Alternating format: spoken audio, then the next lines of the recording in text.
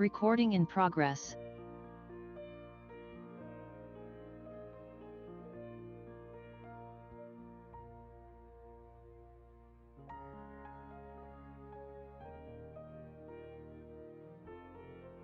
Let's try this. Can you hear that? Oh, yeah, I think you can. Good evening. I'm Lyle Baker, Chair of the Zoning and Planning Committee, and this is a meeting of the Zoning and Planning Committee at the Newton City Council on June 8th, 2026. Before I recognize colleagues in the chamber and give you a sense of how we're going to proceed, I just want to pause for a moment to remember a great member of our congressional delegation for which there was a remembrance today and a celebration. It was supposed to be for only an hour and went on for two, but it was really remarkable about some of the memories for Barney Frank. And I think a moment of silence would not be really what he'd want. He'd want something said about him, and I will say some of the things that were said about him briefly. One was that he was a champion of the people who were left out and left behind, and I thought that was a wonderful kind of epitaph. His brother indicated that towards the end of his life, when his health was failing, he was talking to a number of people, and someone asked him, he said, Congressman Frank, how does it feel to be an icon? And he said, well, it's better than being an emoji. So, so there you are. He was the same to the very end. Anyway, blessed be his memory, and we honor his memory here tonight. So tonight, let me explain what is going to happen here. We're going to have a public hearing on an item before the council relating to the raised beds of plants and flowers and so forth in the setback. And once the public hearing concludes, we'll take a short intermission while we move to the committee room where we can have a discussion about that and other items. My intention, to the extent that the committee is able to do it, is to move the raised beds discussion through the committee tonight. The reason is that if we can, I would like it to come to the full council for consideration before the summer break. We will have one council meeting in July and one council meeting in August. We have another council meeting coming up before the end of this month. And if possible, I'd like to have an assurance of a full complement. Whatever we do with this item will still require 16 affirmative votes, as I understand it. But that aside, I think as a matter of process, I'd like to move it along. So when we get to the public hearing portion, I would just encourage all of you who have comments to keep that in mind, because the more brief the public hearing, the more time we have to spend on the substantive item and maybe advance it. If not, we'll hold it to the next meeting.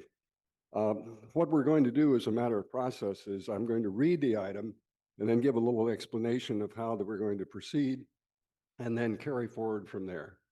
This item is number 4226. Ordinance change in Chapter 30 to allow raised beds in the front and rear setback under certain conditions. Councilors Albright and Kelly requesting a discussion and amendments to Chapter 30 zoning to exempt raised beds 4 feet or less from the definition of a structure and allow them to be placed within the setback. So that's the item that is going to be heard.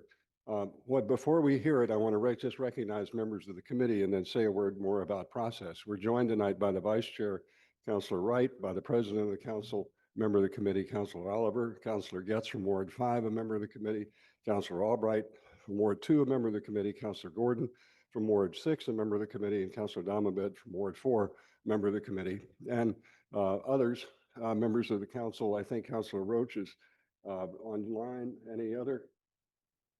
Councilor Block is joining us online. And also we're joined by members of the planning board. And I would just ask the planning board if you would do that, to introduce your colleagues, please. Fine. Okay. Kevin, have we got him visible? There he is. No?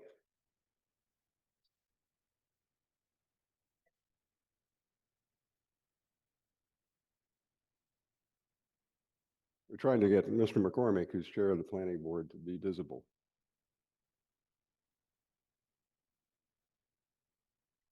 There he is. Mr. Chairman, do you want to introduce the members of your planning board who are either here virtually or in person? Yes, thank you, Chair. Sorry about that. I'm Tim on the planning board. Also, is Ed Daly, vice chair. You're breaking up there for a second. You're breaking up, Mr. Chairman. Oh. All right, how's that? I think that's okay. Ed Daly is here in the chambers.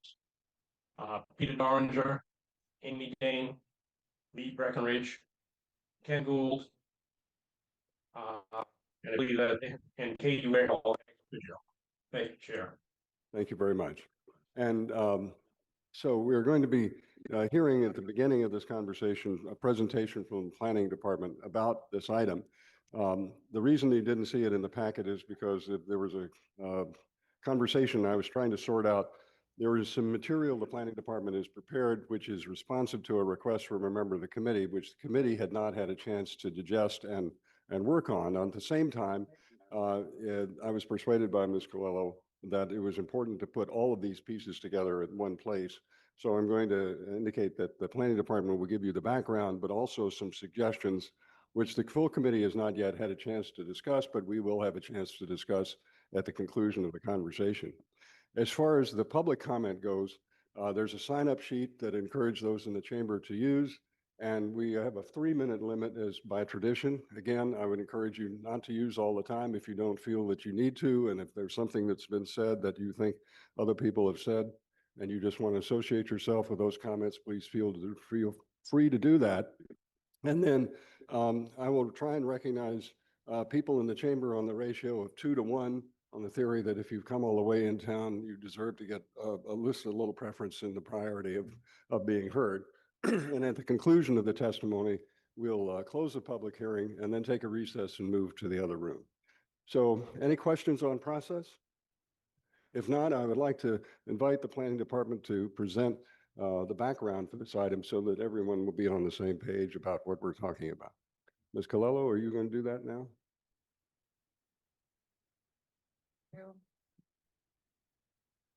Is this on? Oh.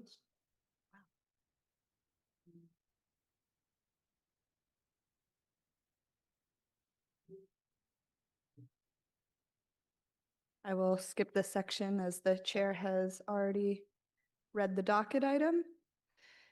The overview of this presentation is the current ordinance language, the possible redlined language based off of the committee's discussion and vote, and various case studies showing where currently raised garden beds are allowed. The raised bed setback allowance in option 1, which was shown in the April 28th meeting, and the raised beds with the setback allowance option 2, which was discussed in the April 28th meeting. To ensure that everyone listening today has proper context, I will start with the current ordinance language and interpretation. The raised beds are currently not allowed in the setback. It really comes down to the definition of a structure, which includes raised beds. Given that structures are not allowed in the setback, a raised garden bed is a structure. Raised beds are similarly not allowed in the setback. It's kind of a all squares are rectangles, but not all rectangles are squares situation. For those who are newer to land use policy, a setback is a buffer space required by zoning between a structure and the edges of a lot, determining how close a building can be to the street, side property lines, and rear property lines.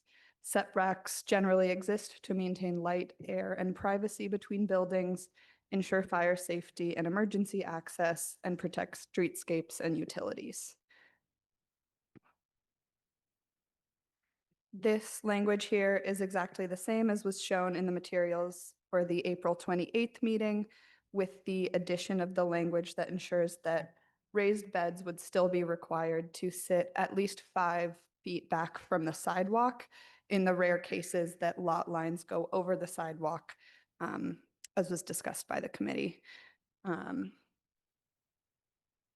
This section option includes the additional text regarding the sidewalk, as well as a proposed 5-foot side and rear setback rather than the 3-foot. based off of the request of the committee to see various options for the side and rear setback number. For additional context, single-family detached old lot, SR2, SR3, MR1, MR2, and MR3 setbacks are 7.5 feet. Questions were also raised about how this would work with fences. So this option also shows language that would allow raised beds behind fences. Depending on the committee discussion, these options could be mixed and matched. For example, the portion about sidewalks could be removed while keeping the 5-foot setback distance. And to ensure the regulation covers raised garden beds only and could not be used to install other features if it is passed, like pavilions or hockey rinks.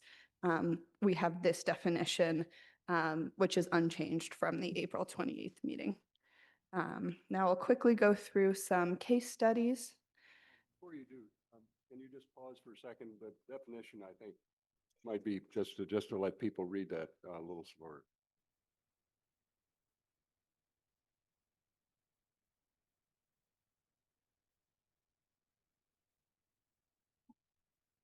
Okay, thank you. Go ahead. So here you can see a property in Newton, 474 Lowell Ave in Newtonville. This is in the MR1 district. So the yellow dotted line on the outside shows where this property's property lines are. The thicker yellow line shows the areas that are outside of the setback. So if I were the owner of this property today, this is where the area within the inner rectangle is where I could currently put raised garden beds. If the committee were to pass option 1, a 5-foot front setback and 3-foot side and rear setback for raised garden beds specifically, the area within the light blue square is where I could put a raised garden bed. And I could have, this shows the maximum build out scenario. And if the raised garden bed setback were 5 feet on all sides, this shows where the raised garden beds would be allowed. Given that the structure, the principal home on this parcel has non-conforming lot lines, there would not be allowed to put any raised garden beds on the sides. Here's an MR1 property, 22 George. This is the kind of same structure. You see the current allowance, so they could put the raised garden beds within the yellow square. If option 1 were passed, they could put them within the blue square. So they'd be able to put 1 or 2 raised garden beds on the south side, but none on the north side. And then here is the 5-foot setback option. Similarly, they would not be able to put any on the north side, but they could still put those 2 on the south side of the side setback, as well as the front and the rear. Here we have 11 George. It's a little bit hard to tell because of the color of the lot line, but this lot line is above the sidewalk. So with that sidewalk language, ensuring that at least 5 feet setback is required. This is where the raised garden beds could be located in option 1. And this is where they could be located in option 2. Here is 76 Elgin Street. This is where raised garden beds could currently be placed. Here's where they could be placed in option 1. They wouldn't be able to go out to the edge of the west side, but they could go on the east. And similarly, here is option 2. I also was enlisting a few counselors to try and help me. We were looking for examples that would also not cause somebody to have to remove their raised garden bed by showing them in a public hearing. So luckily, I was on a walk just outside of City Hall trying to think through all of this, and I saw these planters, which are technically allowed because they are not raised beds, but I included them just to see if they could give an idea of scale. And so here you can see them from above. They are currently outside of the SR2 setback, which is the district for this property. So if these were raised beds, they would not currently be allowed, but since they're planters, this property is okay. Here is where they could be actually moved closer to the road, based off of option 1, and similarly in option 2. And then here is a property in Needham that has a raised garden bed in the setback. And I was hoping to show in this image various examples of different district setbacks. Since this is in Needham, there's no Newton zoning district. So this first line here, this is the 5-foot setback from the sidewalk. So these raised beds would be, if we could determine them, it was pointed out very aptly that these are a bit low, so we're not sure if these would be determined as raised garden beds, but suspending belief, if these were raised garden beds, they would be allowed based off of both option 1 and option 2. The front 2 wouldn't be allowed in the MR3 setback, and none of them would be allowed in any of the other Newton residential zoning district setbacks.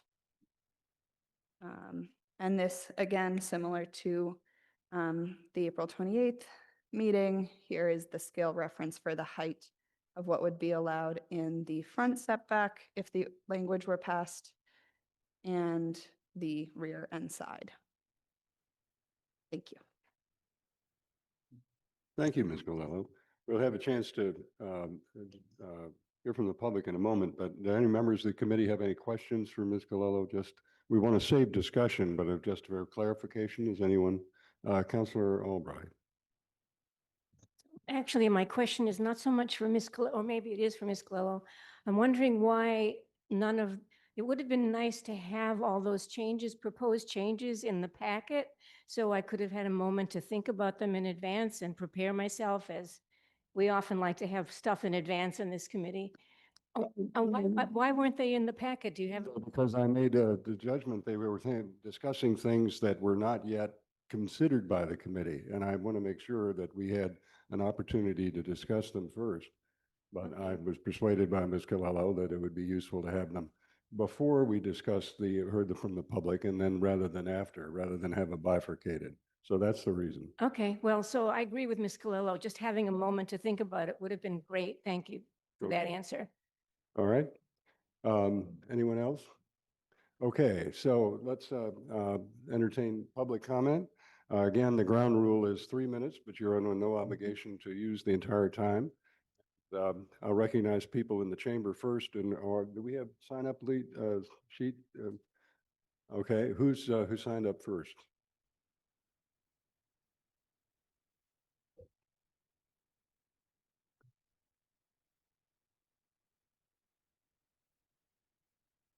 Hang on a second until we get you clearly audible. All right, and wait a minute, excuse me, ma'am, just say your name again one more time. And where do you live? Thank you.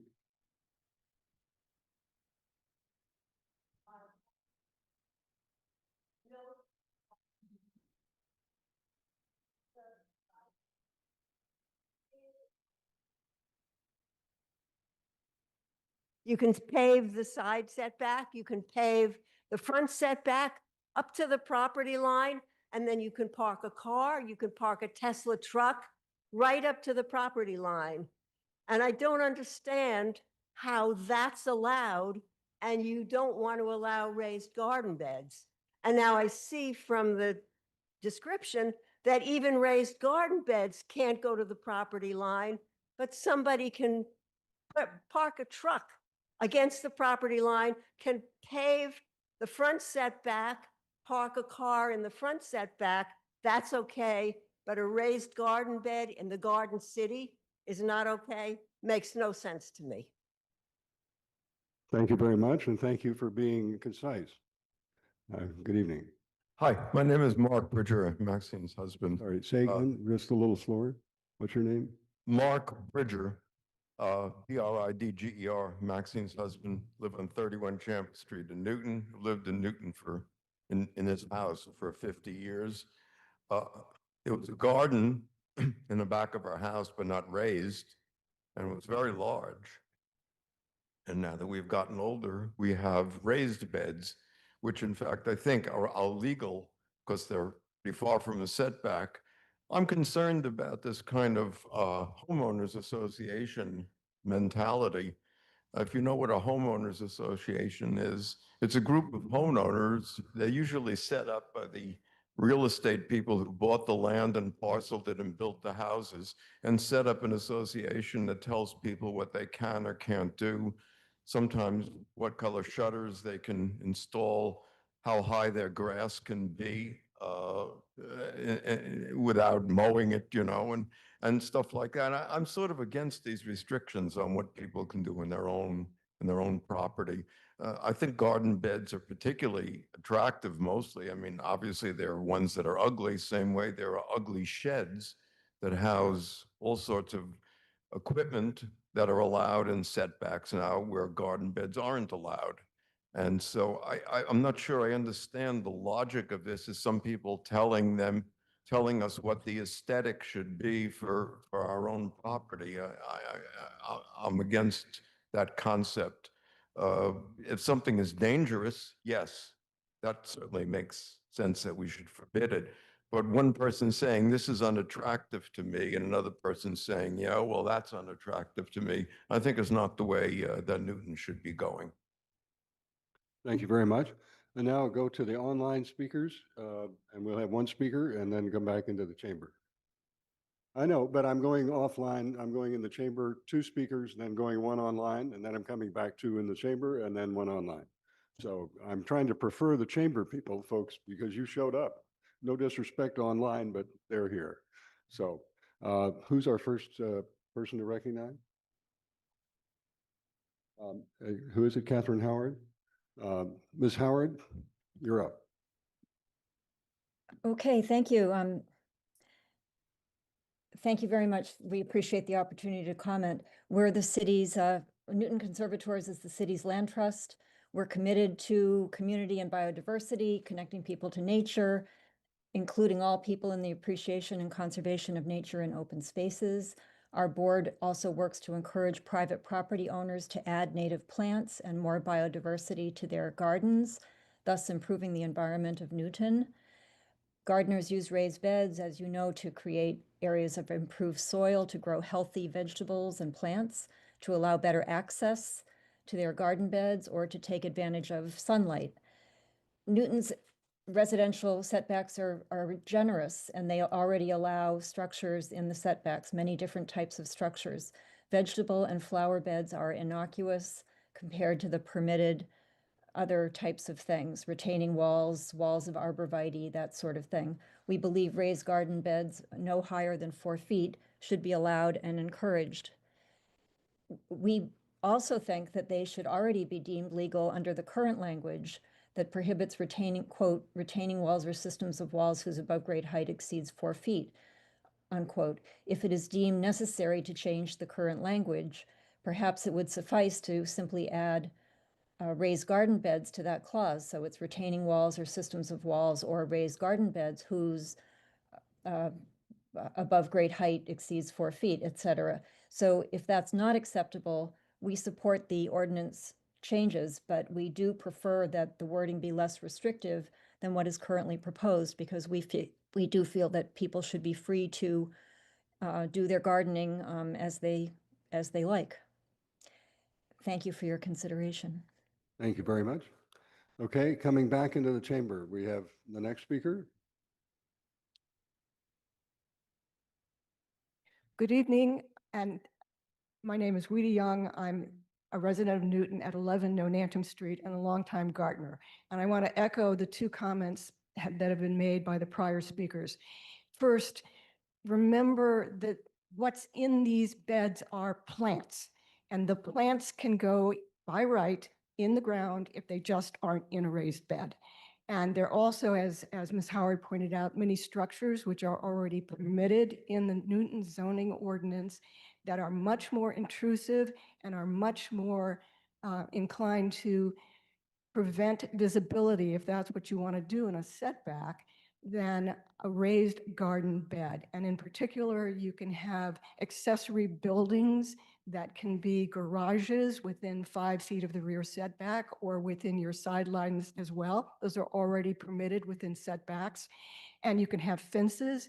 There's been comment about the large arborvitae, which are being put all over the city in addition to fences. So I think there needs to be some perspective about what you want to favor here. If you're already permitting various structures and plants to go in by right, but you won't let them in a raised garden bed, I think you ought to think seriously about what the objections are to those raised garden beds.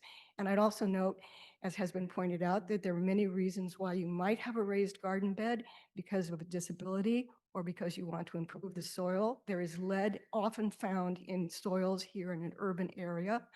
So those are considerations as to why you might have a garden bed. And I would point out that these things are not inexpensive. They take a great deal of effort both to install properly and also the amount of cubic yards of soil which have to go in is significant. So I would encourage you to allow anything that gets Newton residents into their yards closer to nature to encourage them, including the permission to have raised garden beds. I also think the definition that has been proposed right now by the planning department as to the size is actually appropriate.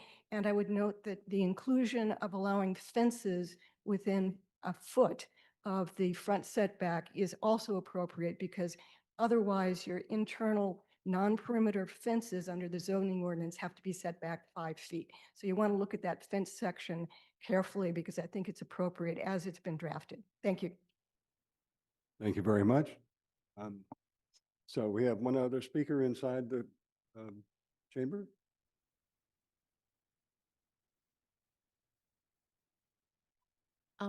Hello? Please give us Maybe- your name and address. Yes, I just in the mic. Hi, my name is Mari Ramirez. We're at 14 Summer Street in Upper Falls. We are very lucky and very happy to be part of the community. I love Upper Falls, and our Newton neighbors have been nothing but supportive and nice. Really, almost every single neighbor has been terrific.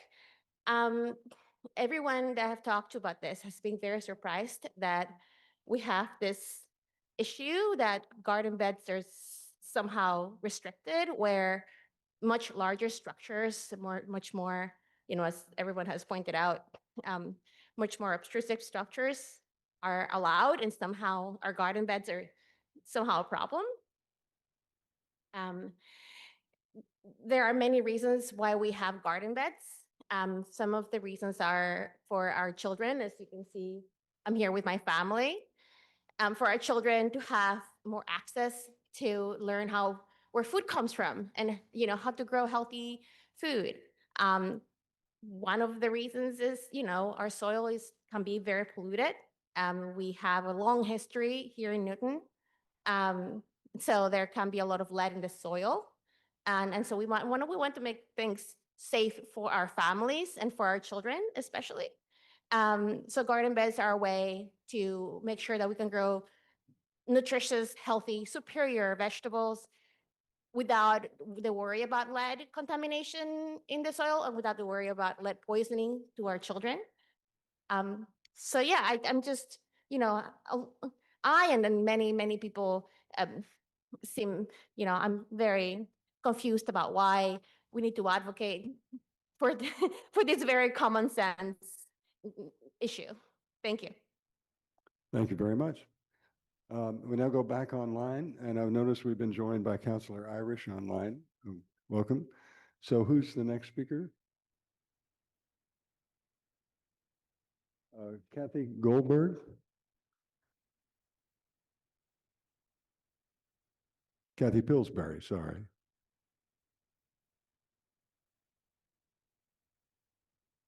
So Ms. Pillsbury, you know, the ground rule's 3 minutes, and we take one online, and then we come back into the chamber. Please go ahead.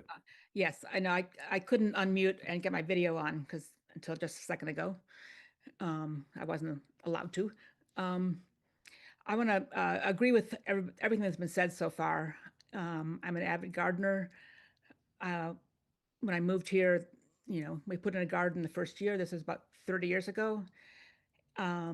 But I tested our soil, and it had lead in it because our house was built in 1900, and there's been a lot of lead paint over the years, and so we had to use a garden bed. I felt because I wanted my kids to have good food. It began with like 1.5 feet in height. Now it's, and I had put new beds in. It's now 3 feet tall. It's in our side setback. We've had it there for 30 years. Our neighbors aren't at all concerned about the garden beds. So given everything else that can be put in the setback, particularly hearing the person talk about the cars in the setback, which happens all the time,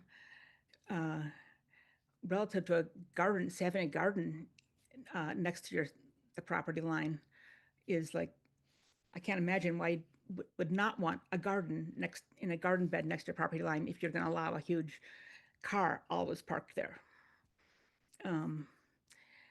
What really struck me though was how much time has been put into this. I think it should have been just a simple change in saying that garden beds were not structures and therefore didn't have to be covered under the structure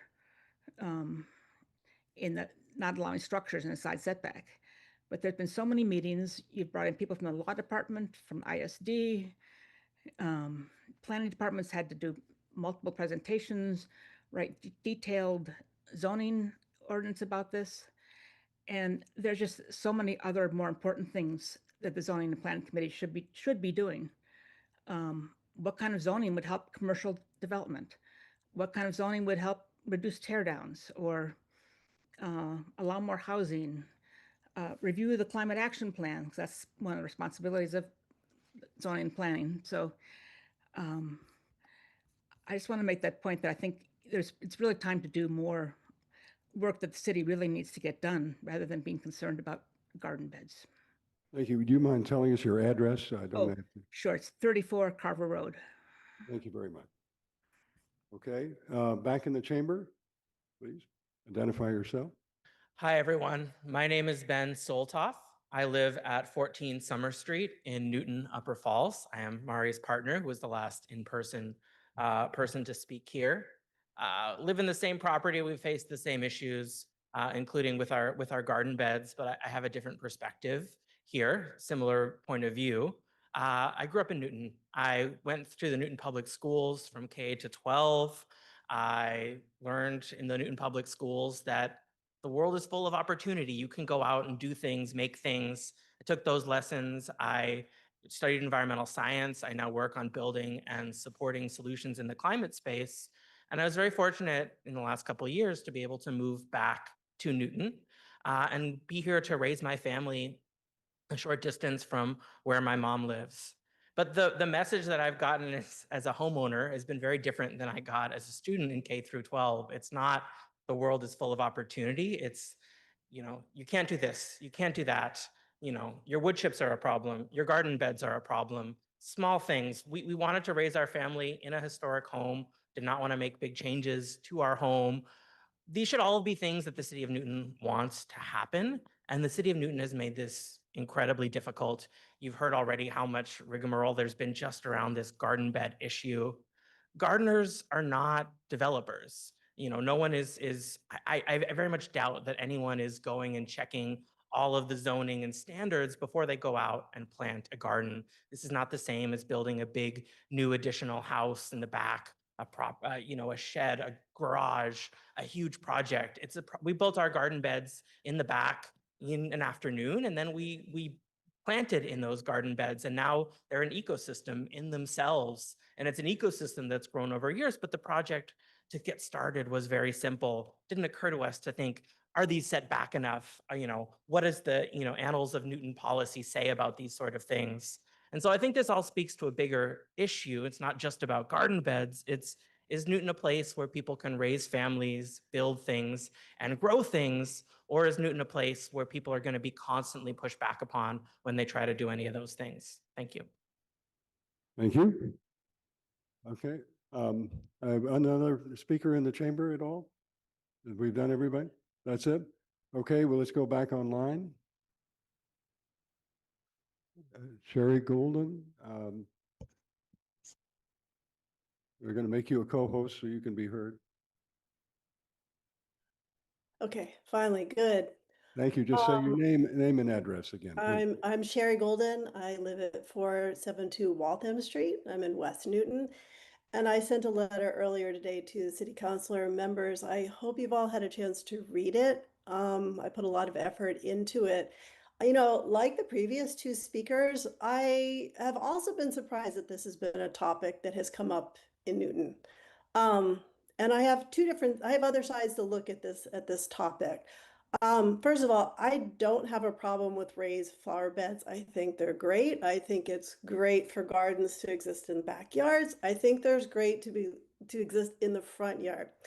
But the reason I've come to this topic is because I live on a street, and I actually live in a two-family, and I have it's complicated, but there are neighborly issues because there have been gardens planted on the front lawn that are raised by a retaining wall.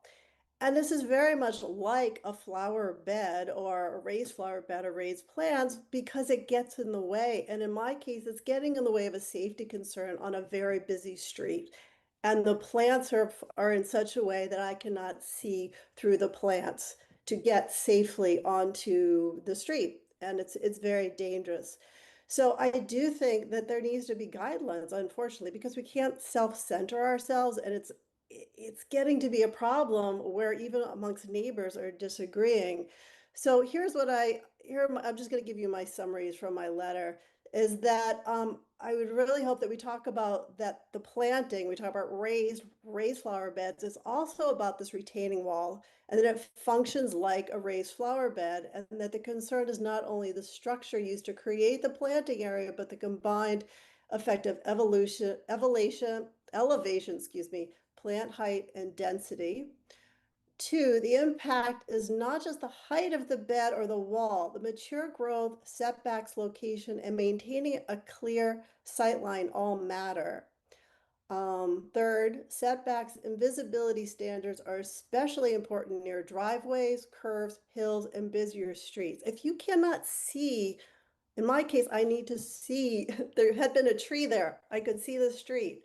Now I can't see the street because there are plants actually in the way. Okay, and the front yard garden should maintain visual openness where visibility affects safety. Residents and drivers should not have to rely on seeing through vegetation to determine whether it's safe.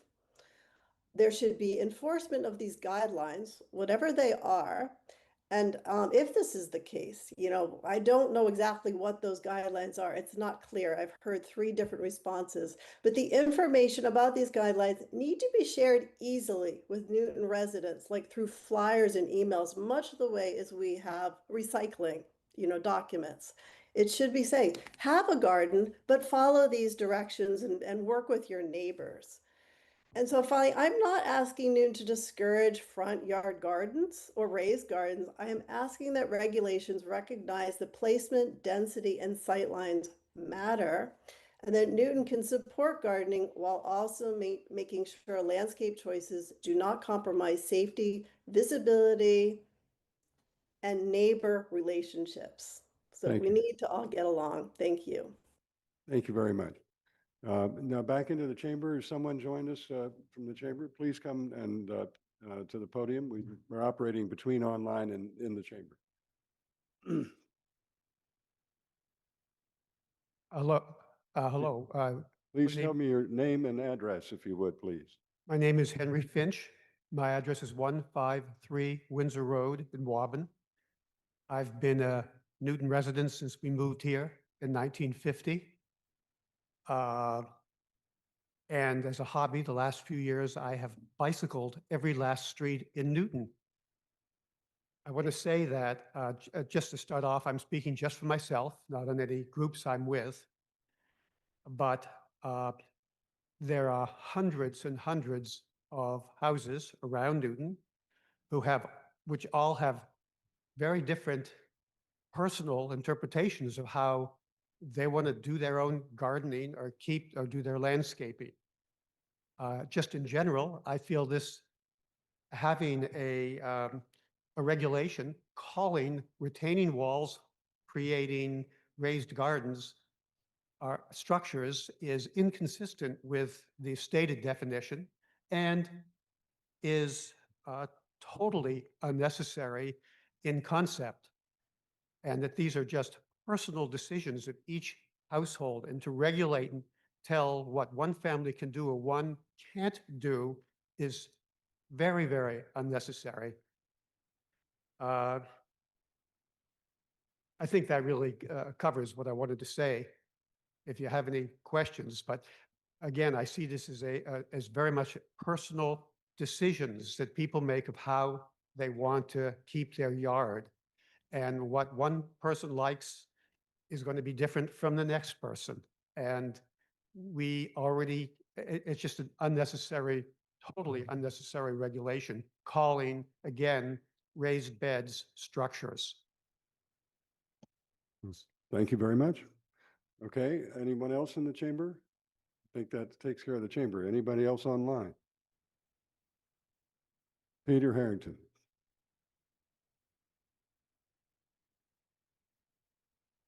Thank you. I listened to your last meeting at which you Excuse me, discussed. Mr. Harrington, would you just give your full name and address? Well, I'm sorry. My name is Peter Harrington. I reside at 157 Lowell Avenue in Newtonville. I listened to your last meeting where you discussed this, and I didn't hear any sound reasoning for raising the subject or enacting the ordinance.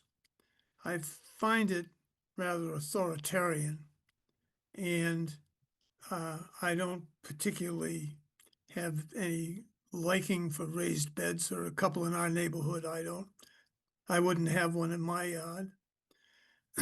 Looking at what you've presented, I can easily see 2 or 3 ways around the problem by not having a fence. I could come and dump a load of dirt in my front yard and raise it up to 3 feet maybe, put some riprap around it. That wouldn't be a structure. At least is my understanding, it's not a structure according to law. I could plant grass on it or put sod on the sides and slope it a little bit, and that would hold the garden in. People who have raised gardens, I understand, have it for a reason, drainage or various other gardening reasons. I don't think they put them there particularly to enhance the view, but maybe they do. So I'm not sure that I would support something like this without some solid reason why it would be helpful to the neighbors or beneficial to the neighborhood or the city. And I encourage you to think about the use of personal opinion and imposing it on your fellow citizens because you don't like raised gardens or you've had a bad experience with it. Thank you. Thank you. Anyone else in the chamber? No? Anyone else online? I think that's it. Seeing none, I would ask for a motion to close the public hearing. So moved by Councilor Getz. All those in favor will say aye. Aye. Opposed? Abstention? The ayes have it.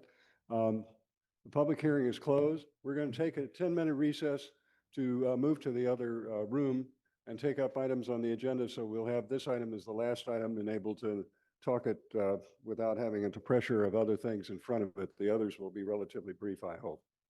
So we will see you in room, Mr. Clerk, which room are we going to, 207? 204.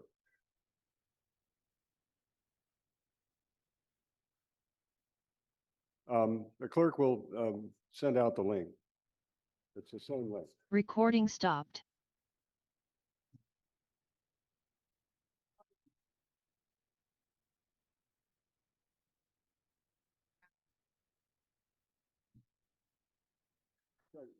I'm just confused. It says 207 on there.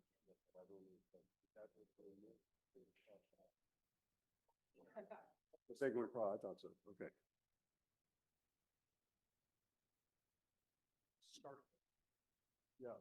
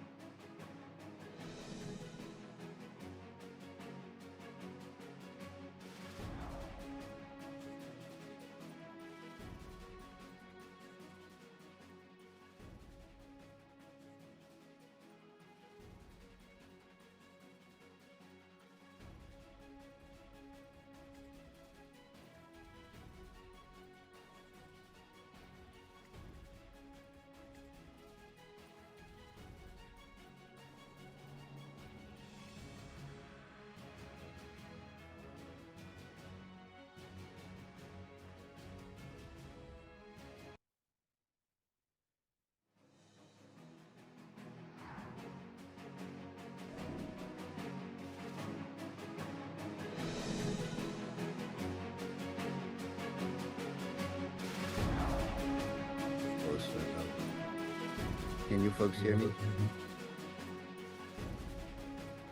Yes, we can. Good.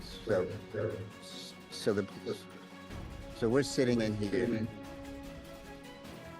Pardon me?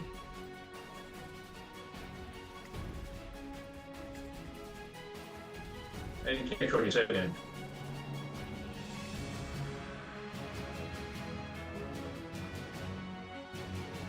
Are we gonna get a new link for the next one? Hi, Katie. So after the public hearing, staff is moving to one of the conference rooms, so they'll probably restart this Zoom. So I'm not sure if you wanted to take the appropriate motion or discuss. I'm not sure how it usually plays out here.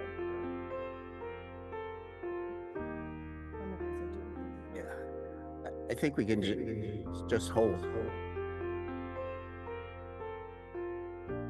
Oh, so you don't know if they're gonna vote on it, right? Just a motion to hold.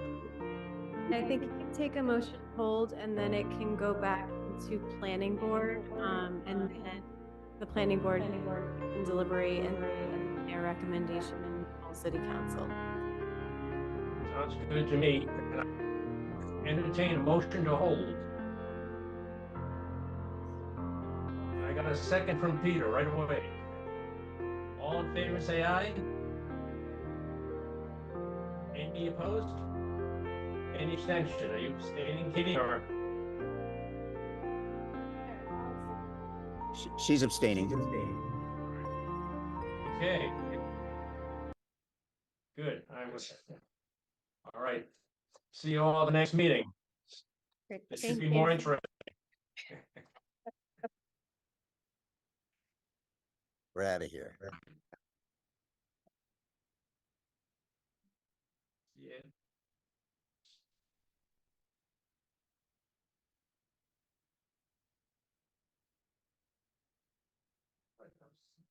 I don't know.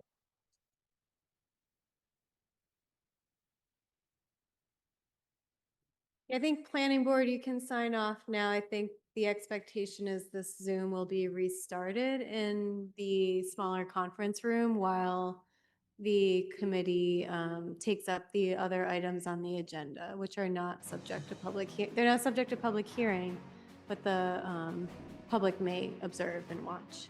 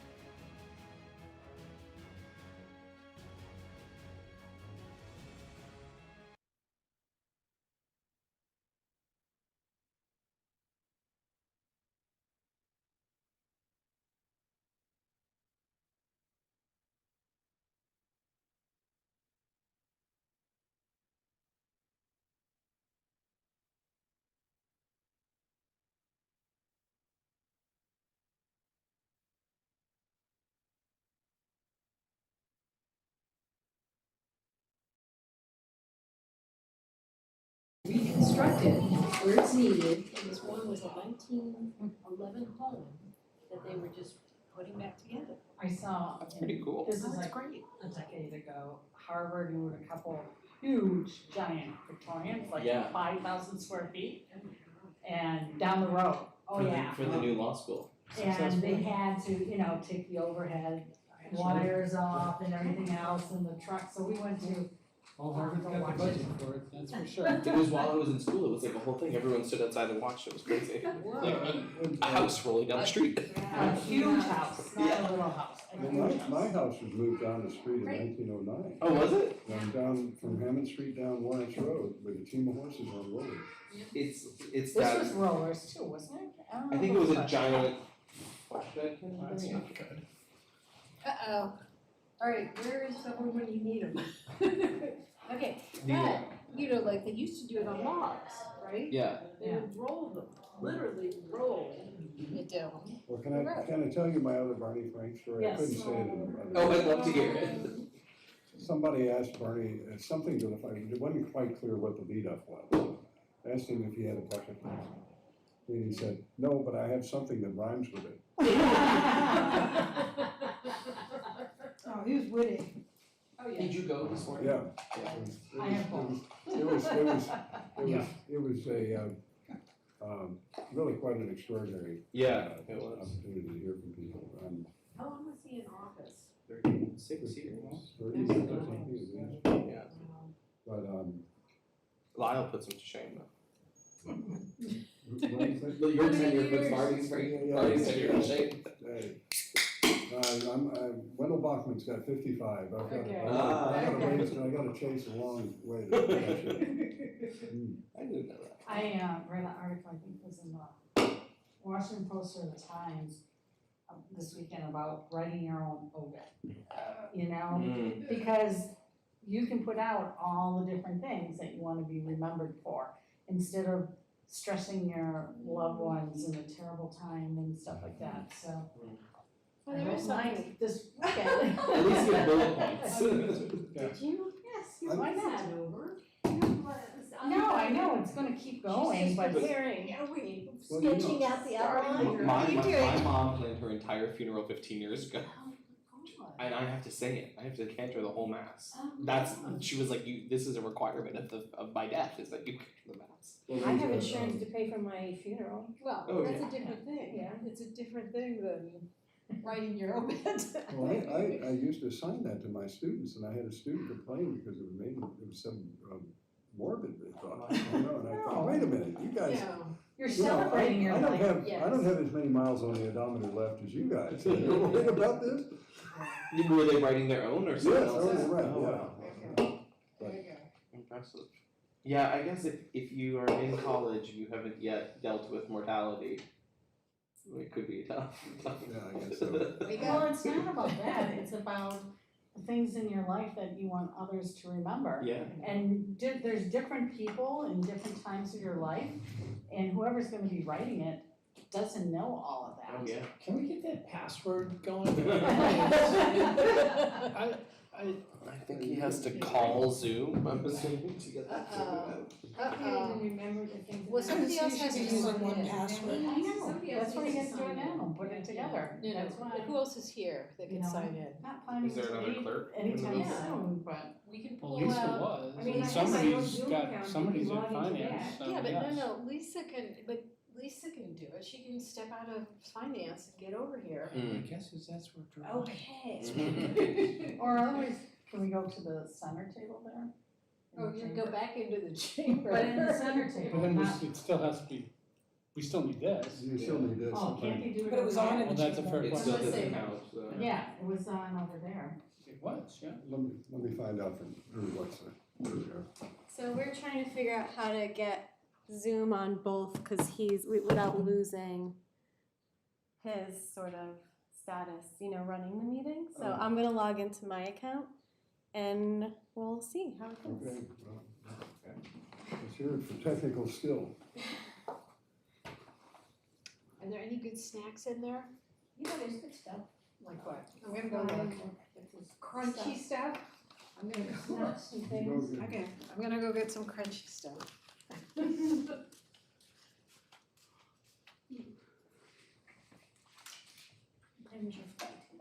Oh, not so. So the one other Barney Frank story I can tell you is that apparently there was one point in a debate where one of Congressmen got up and said, "Mr. Frank, you're talking so fast I can't follow you. Would you please slow down?" And he said, "No, I won't slow down. You'll have to speed up. And if you can't keep track of it, I'm going to send you a large print transcript of what I have to say." Oh my gosh. Oh. Oh. In our pride display that we did at the that's up at the library, the bottom shelf is mostly him and Holly, which is and has a photo of them together and stuff, which is really nice. Nice. Well, he was trying to see what else. I have a story. A Barney Frank story? Yeah, I interned for his last campaign Whoa. when I was in college, and I was sitting in the office on Washington Street, and I bought a Snapple, which was expensive at the time for me. So I leave, and I come back. He's putting out his cigar in my Snapple. I said, "Oh, there it goes." The sacrifices you make for public service. Right, Did right. you ask him to get you another one? No, I didn't. No way. I debated Barney on public television in 1979.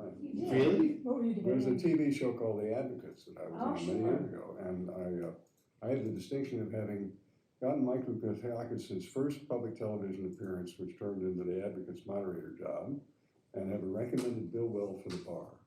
Neither of whom appointed me to anything. But Barney and I argued about deregulating the trucking industry. Oh. And guess who was in favor of deregulation? You? No, Barney. Oh, okay. And I had to cross-examine Ted Kennedy. I mean, goodness gracious. This was. Wow, I'm gonna find that video. You can see it. It's on the GBH. It was on the GBH wall, 1979. Wow, The Advocates. The Advocates. Yeah. It was a public affairs debate program. And That would be Dukakis cool. was the moderator. He was the moderator.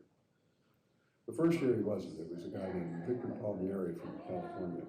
But the way that they set it up is that I was a year out of law school and I got picked as sort of the complement to a very colorful Boston criminal lawyer named Joe Terry, who lived in Boston and Newton for a while. And then there were two Los Angeles advocates, and we would alternate every Sunday night at 10 o'clock, live TV, no tape delay on public issues. And we debated whether to build a super county transport, whether it's gambling on professional football, I mean, all this. Oh, wow, way ahead of your time. This is 69, 70. This was a long time ago, far, far away. That would be fun to watch. It It was a good show. It was fun. It's on the web browser, so it's a little It's bit on the different, GBS but I one. think you can still. No, resume here we the are. Recording. Are we on? Are we live now? Do you want me to resume the recording? Yeah, or- can you please? Thank you. How's this sound? Maybe. So welcome back to the Zoning and Planning Committee. We're now relocated into another room, but where we can hear and see each other a little more easily than in the chamber where the sound is not as good. We hope that those of you who have stayed online with us will continue to do so. But in order to have as much time for the raised bed discussion, I'm trying to dispose of the other two items relatively quickly. We have the next item on the agenda, we're going to pick up the wrong document. This is item number 11726, request for information on expiring deed restrictions and options to maintain them as affordable units. This is Councilor Albright, Kalis, Damabed, Gordon, Getz, and Wright, requesting at least annual presentations from the planning department, housing law, and staff regarding the expiring deed restrictions on affordable units with suggested options to maintain these affordable units. The purpose of this discussion is to learn early enough to make a difference on the laws, which units are at risk of becoming unaffordable, and what actions are possible to maintain them. Thank you. For some reason, I've got a different agenda. Okay. So who's on first for this? So Shaylin Davis from planning. Shannon, great, thank you. Please identify yourself again for the audience and the record, and then we'll get right to it.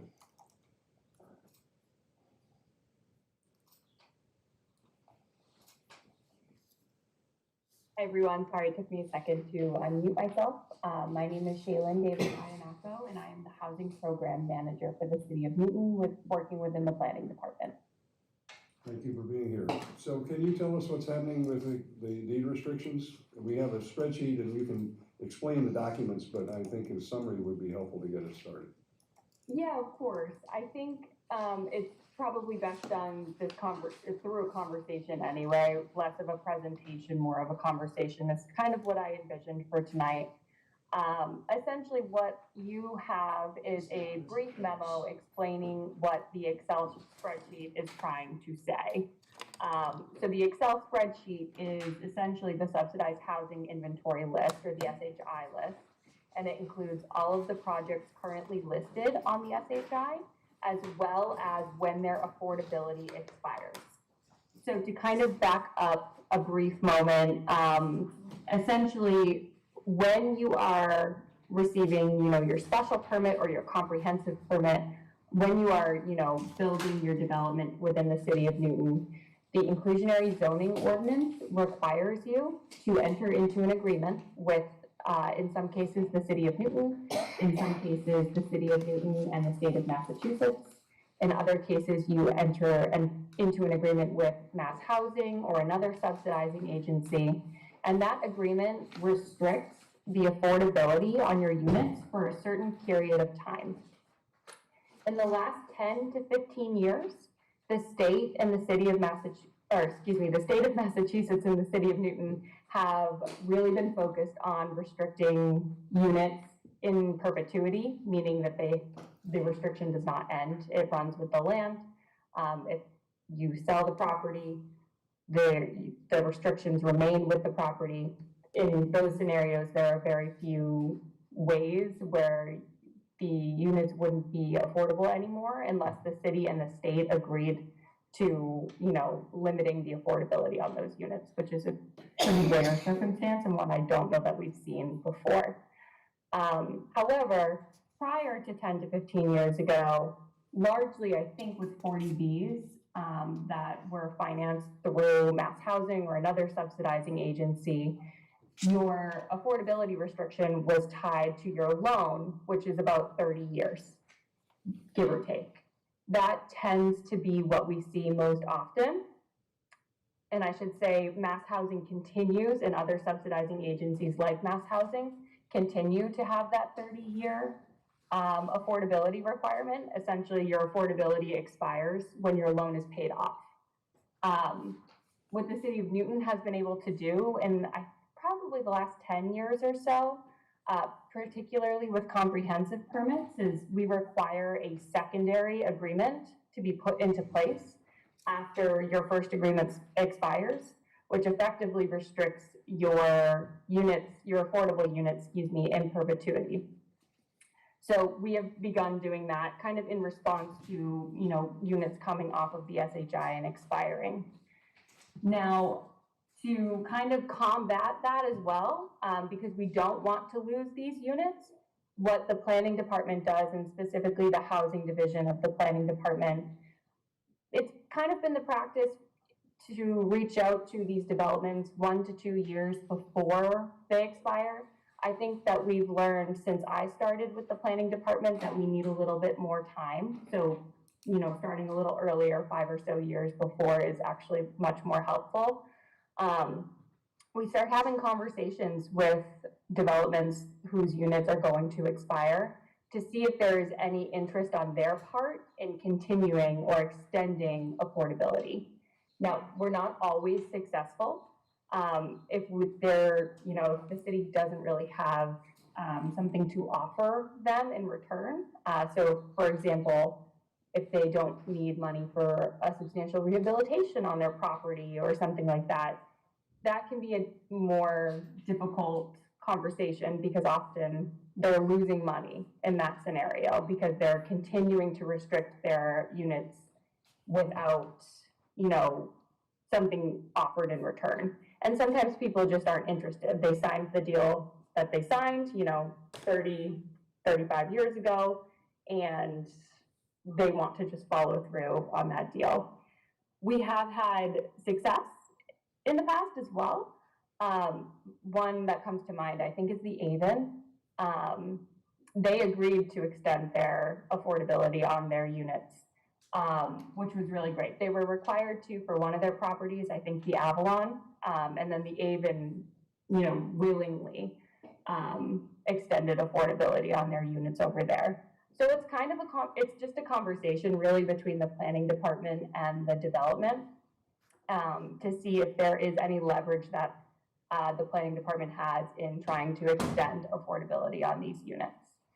But you'll see, for the most part, I think it's about 63% of our units at this point are restricted in perpetuity, and the vast majority of the units, in the last 30 or so, 10 or so years are restricted in perpetuity as well. The only one in recent years that wasn't restricted in perpetuity is Newton Gardens. And they were financed through Mass Housing, and the Newton Affordable Housing Trust was very specific in not restricting that property in perpetuity, So, there's a seat at the table in the future when they go to refinance their property. Now, I said 63% of the units are restricted in perpetuity. What about the other 37%? I'm sure you're wondering. The vast majority of those that aren't restricted in perpetuity are actually owned by mission-driven affordable housing providers. I think it is,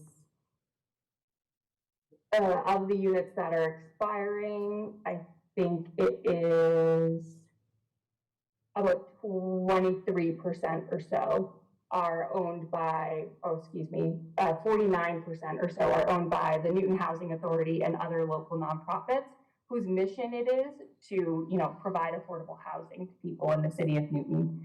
So often those deals are structured where they will need substantial rehabilitation at the end of their loan. So they go to refinance with Mass Housing or whoever is subsidizing their refinancing strategy, and that will ultimately be extended. So we don't expect, I think it is a total of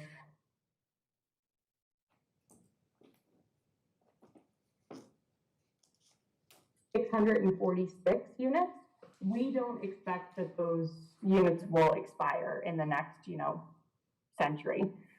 That's not an expectation that we have. They certainly could. if, you know, the housing authority decides not to extend or, you know, rehabilitate that property, but that is not generally what we see with those. So we will still have the conversation with them to ensure that affordability is being extended. And, you know, it's the conversation too, do you want to apply for trust funding to help, you know, support your refinancing strategy? Do you want to apply for CDBG funding, home funding, you know, all of these affordable housing funding sources that we have within the city, if that would be helpful. So the ones that are at risk are these, let's see, it's about 242 units over the next, beginning in the 2020s, ending in the 2060s. So in the next, you know, 35-ish years, there's about 242 units at risk.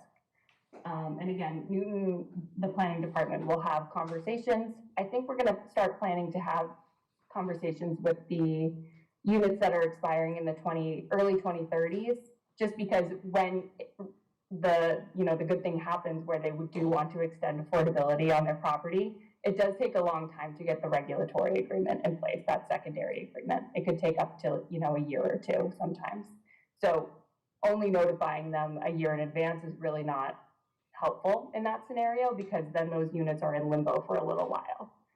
So I think we're going to start reaching out to the properties where units are expiring in the early 2030s this summer, and hopefully begin those conversations that can take, you know, a little while, and hopefully, you know, further restrict some of those units that are expiring. I think it's 144 units that will expire by 2039. And I'll pause there. All right, thank you very much for that introduction. So, Councilor Albright. So I'm wondering, Shaylin, when you get them to extend, do you get them to extend for a period of time, or are you able to get them to extend in perpetuity? We generally push for perpetuity. With the Avon, the one that keeps coming to mind, they extended in perpetuity. So did you have to give them anything to get that? The Avon, no, that was a gesture of goodwill, really. They wanted to keep their units affordable, is my memory. Okay, that's good to know. Yeah. Thanks for that. So, questions? Councilor Gann. Just a couple of questions. What you provided in the memo, you talked about 100 units expiring in 2020, and so I'm assuming we're going to get into a total of 144 by the end of 2030. But so you must be in process in terms of trying to capture those units now, correct? Yes. Yep, those 100 units are at Cabot Park Village. We have not heard much from them. Those 100 units are expiring in 2026. And I should mention too, it's not 100 affordable units that are expiring, because that was a 40B, I believe. So it would probably be 25 affordable units technically expiring, but 100 total units coming off of the SHI. Okay, so then you're in a situation where, is there anything that you can offer back? You know, because we talked a little bit about this and it was about the finances. So. We did. I'm not sure that they are, because we haven't really heard back from them. We don't entirely know if they are refinancing, if they do need, substantial rehab within their main property. We know, of course, that they are building an addition right now. I think it's 18 units are being built in addition to the 100 already there, or it's 16 new being built, 2 being rebuilt at the moment. So the 3 units, I think, that they are required to provide under IZ, those 3 units at least will be restricted in perpetuity.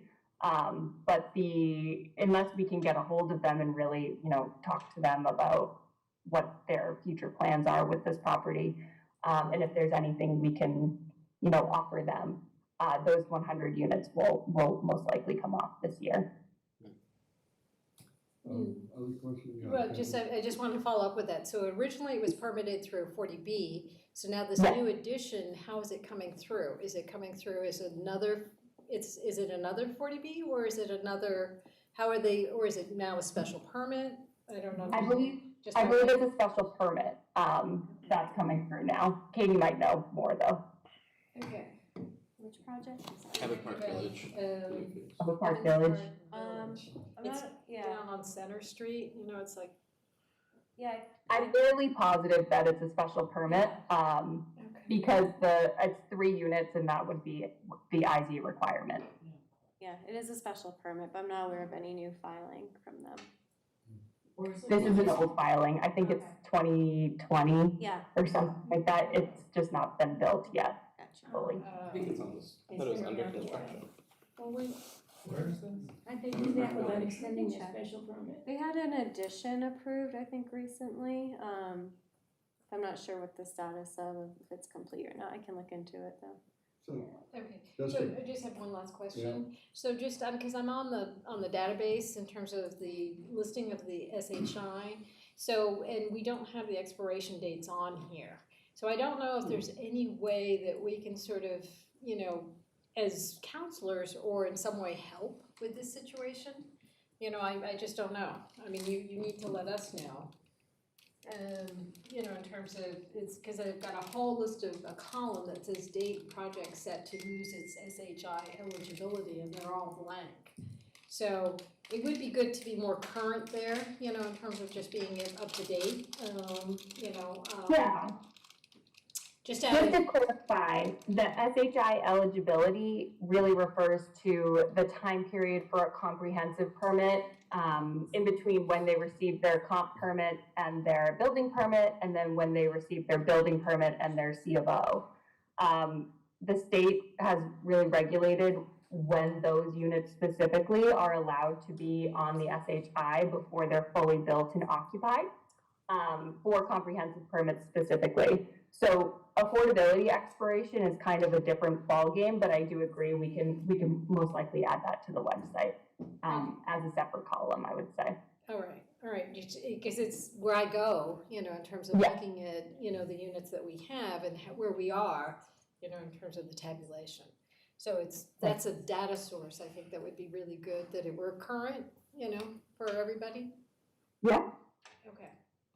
Thank you. So, any other questions? I take it that the thrust of the inquiry, the lead docketers here had asked about this, Councilor Albright, you were the lead docketer. Is there any particular strategy that you asking for, or just a report, really? Well, we would like a report, but we would love to hear how things are going from time to time. So Yeah. how, you know, maybe you could go and visit them at Cabot Park Village. If they're not answering your letters and phone calls, maybe you could just go there and knock on the, you know, the office door and talk to them. So let us know how that one in particular is pretty important, so let us know how it's going. I'll go with you, it's in my ward. I think that the locations actually do matter, because members of the council, as it pointed out, may be able to assist you in some way, even if it's moral support, if nothing else, for those difficult conversations. So to the extent that the data can, you know, be shared with the members of the council who are by ward, it would be useful, I think. I don't think it's broken out that way yet, so. Of course, yeah, I think, oh, sorry. Okay. I think my next steps are, you know, updating the website with the team here in planning just to make it a little bit clearer. And then updating maybe ward counselors as these come through, or just, you know, an annual report to ZAP. Here's the planning department's efforts so far this year. Here are the units we, you know, expect to come off. I don't think we have any units coming off after 2026 until 2030 or 2031. But I'm still happy to provide that annual report and just show what we have been working on and doing. Okay. Any other questions or comments? Councilor Wright. I get questions all the time from constituents, so they're looking at that website and want to know that information, especially when things are falling off. Okay. Super. Okay, this is an item that, as you indicated, you like to have a periodic update, so a whole motion to hold, I think, Yes, is that would be appropriate, don't great. you think? Would Yes. you like to make that motion? I'll move forward. Okay, Counselor Albright has moved hold. All those in favor will say aye. Aye. Opposed? Abstention? The ayes have it. Okay. Thank you very much. I think when you do get the website updated, would you just send a note to the clerk to circulate among us so that we all know that it's happened? All right. I'm absolutely happy to do that. Yep. Thank you very much. Thank you. Thank you. So, one of the things I'm trying to do is bring forward items we haven't discussed at all so that we can have some sense of what they are and do some scoping work. We have item 4926, which is to amend MR zones to encourage preservation of existing buildings. Counselor Albright, Dallenbed, Roach, Bixby, Kalis, and Wright seeking a discussion with the planning department to consider ordinance amendments that would revise the metrics in multi-residence MR 1, 2, and 3 zones to amend factors regulating MR building, including lot area per unit, to enable a wide range of housing options and better incentivize preservation and renovation of existing housing stock. We don't expect a discussion of this item so much as just an explanation of what the ideas beyond what's said on the paper might be, so we can do some planning in looking forward to the agendas that are coming. So if you have anything that you want to share with us as the lead doctor with your colleagues' assistants, that would Thank be you. great. So having spoken to you this morning and knowing that you were, wanting us to get through things quickly, I took the liberty of writing something so that I could say it quickly. And just Well, you get done can with it. speak slowly as long as you've written it down, that's great, that doesn't matter, but, So I'll try and summarize it. Pardon me that I'm reading something. So, okay, I think we're all sharing the same concern that Newton is changing in ways that many residents find unsettling. We are watching older homes disappear. This is, I'm just gonna read it. We're watching older homes disappear. In their place, we often get very large, expensive homes, both 1 and 2 family, that add cost and scale, but not necessarily the kind of housing diversity we're looking for or need. The question before us is whether our zoning unintentionally encourages that outcome. Right now, our rules often make it easier and more profitable to demolish a house and maximize the site than to preserve a structure and sensitively add smaller homes within it or alongside it. In other words, we're incentivizing replacement rather than adaptation. And I believe we can and should change that. If a developer can make roughly the same return by preserving an existing building and creating several modestly sized units, instead of tearing down the structure for oversized luxury condos, then our zoning could clearly favor the preservation and addition approach, preservation and addition. This would allow us to accomplish several of the goals that we all talk about: adding housing without dramatically changing the neighborhood character, preserving older homes and embodied carbon rather than sending materials to a landfill, creating smaller, potentially more attainable homes for downsizers, young families, and single professionals, and encouraging incremental growth instead of speculative teardown economics. None of this is new to us, I'm just trying to summarize it. So this is really not an anti or pro-development position, it's a pro-neighborhood and pro-affordability position. The rules we shape, with rules, we shape the financial incentives that developers respond to. If we want different outcomes, we need different incentives. And I think we have the opportunity to create a model where preservation, adaptation, and gentle density are not the harder path, but the preferred one. And if we do this well, we can add homes, preserve neighborhood fabric, and reduce opposition at the same time. There are several models that I've read about and learned about. That Portland, Oregon has what they call a sliding FAR scale, where you get more units if the units are small and you preserve the existing house. They also have an approach that doesn't allow you to tear down a one-family house and put down a one-family. You have to put more units back if you tear it down. So there's lots to study in that model. There are other approaches where they address the square foot per unit, the lot coverage, the open space. When a developer preserves the existing house, they get additional units. So it's another preservation attack. So what I'd love to do is look at all of these possible ways that we can adapt our zoning and create the kind of starter homes we desperately need while preserving existing homes in the process. So I've done a lot of research, but I'm not even gonna attach it tonight, discuss it tonight, because I know you're in a hurry to get past this to something else, but I've sort of outlined what I'd love us to work on is, what are the approaches that other communities have used? Maybe there's something special that Newton could look at, but there are other approaches that we can learn from and then maybe develop something for us. Okay, thank you very much. And I appreciate you doing the preparation on it. I should mention, we've talked about the whole question of demolitions, and we're working, we're trying to get some ideas back to bring back to the committee that probably will cook through in the summer and bring back in the fall, because they need the kind of homework that you're talking about. Some of them involve different strategies, but we're trying to get some of these starter home problems solved if we can. Any comments on this, Councilor Oliver? Yeah, love it. That for single families. Same kind of, that's what we've been talking about, trying to scope the idea that we put forward in November and brought back, right? That. I think that the same idea will theoretically anyway give us a good foundation to kind of build off of. So I think that's a great summary. Thanks for saying that. So would you just mind providing that to the clerk? Oh, sure. Yeah. Councilor Rush, you're a co-document on this. Yes, I am. But thank you. I would add that we don't only need to look outside the city, but we can look inside the city, because we have a number of tools across different zoning definitions. We have the MR by right. We have single family. The number is the single family detached or single family attached, which are available as a special permit. Attached. And then we have the MRT and the BCOD.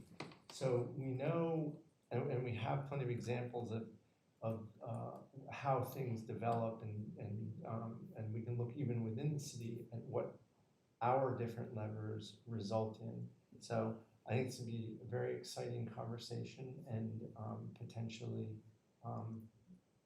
get those outcomes that we want: smaller homes, preservation, and provide the starter homes that we want to provide. So I'm very excited about this. Thank you.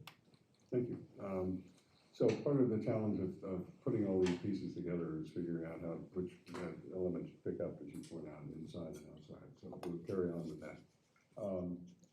Thank you very much. You want to move to hold on this one? Okay, motion to hold by Councilor Albright. All those in favor say aye. Aye. Opposed? Abstention? Okay, thank you very much. The last item is just an update before we go back to the raised beds, is 9926. This is basically what's happened with Route 9 and Brookline. And the short of it is I've got copies of yours, and I would ask the indulgence of the committee, suspension of rules to provide them to you, but they would be attached to the agenda as backup rather than take your time to read them.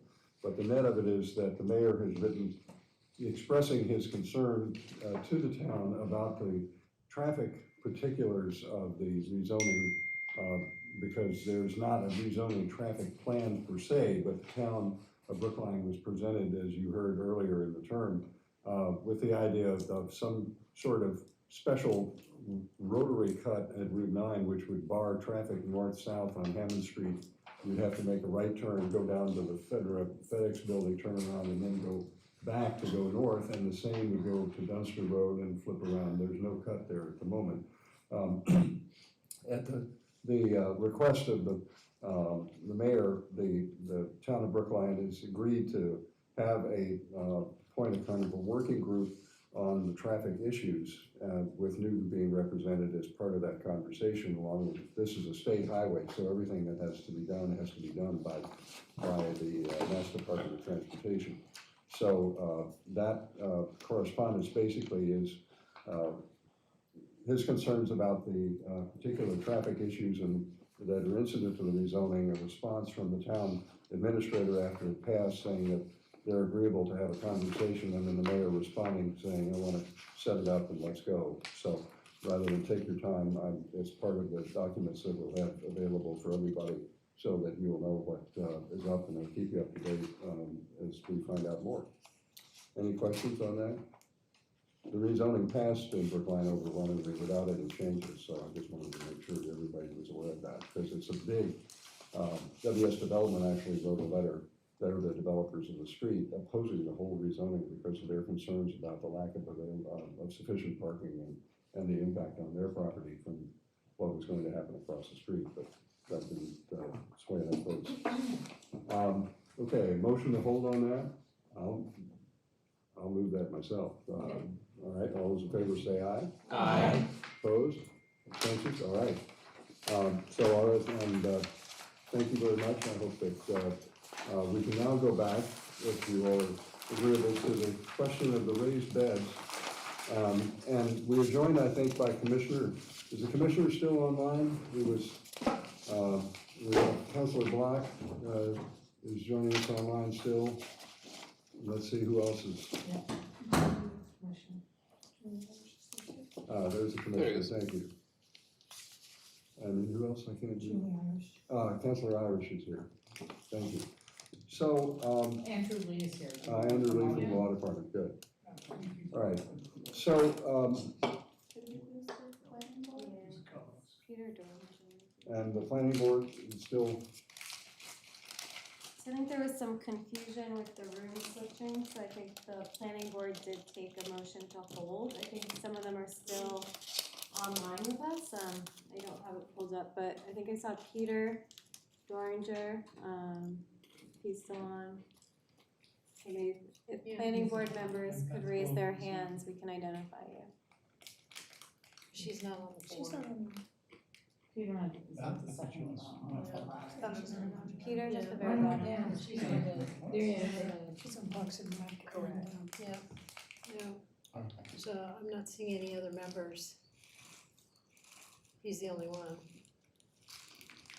so, we've discussed this and a number of times, and the question, I think, is ultimately, because we don't have to decide this tonight, but as I indicated at the outset, it'd be my preference to have the committee come to some resolution so that the full council can deal with it before the summer break.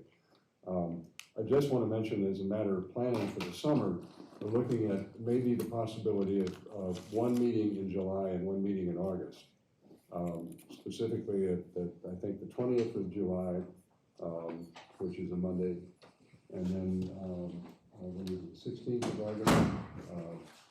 The first one I'd have to come back from vacation, but I'm trying to avoid getting into major decisions over the summer because people are not here, and we want to make sure that if we have something to decide, we've got the votes of the council to take care of it. But we can do some homework, and I'll get a note out to the clerk's office about those dates, just to be clear.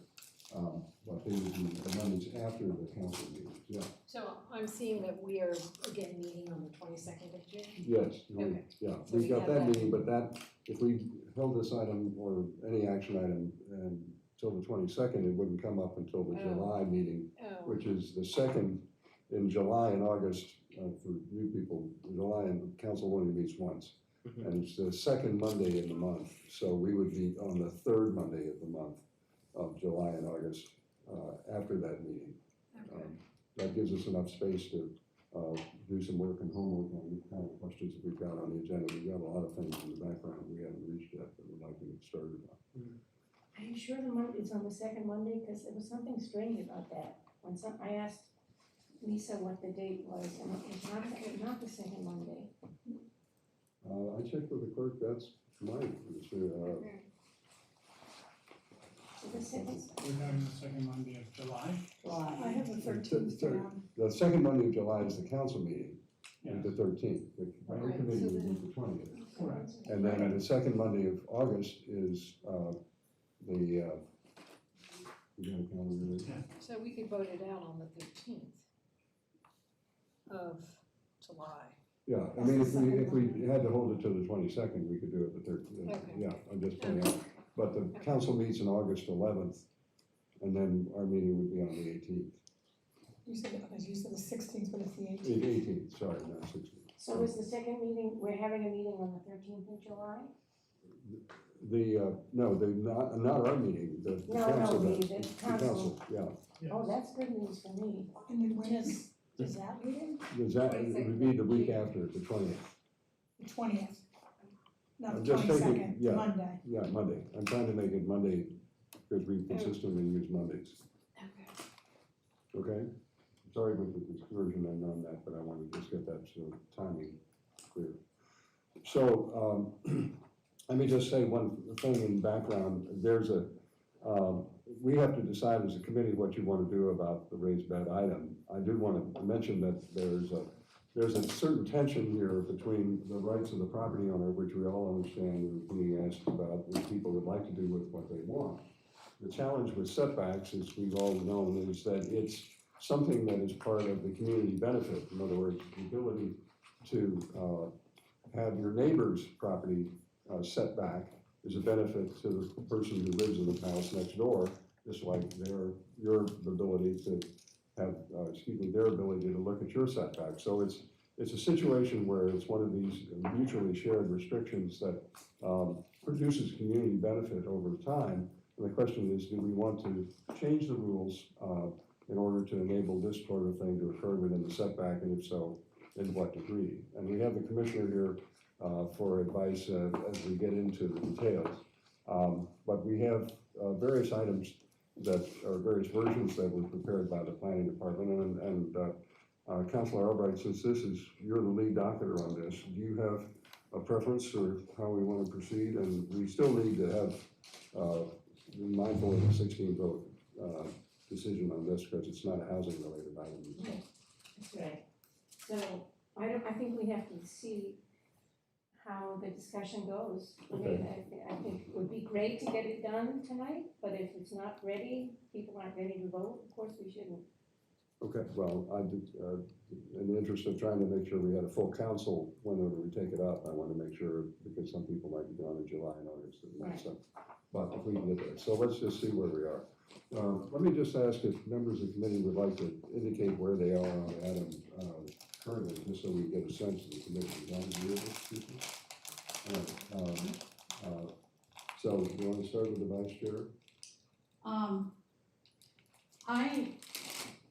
There's a new thing that was added up saying if you have a fence, you can have a raised garden right behind it.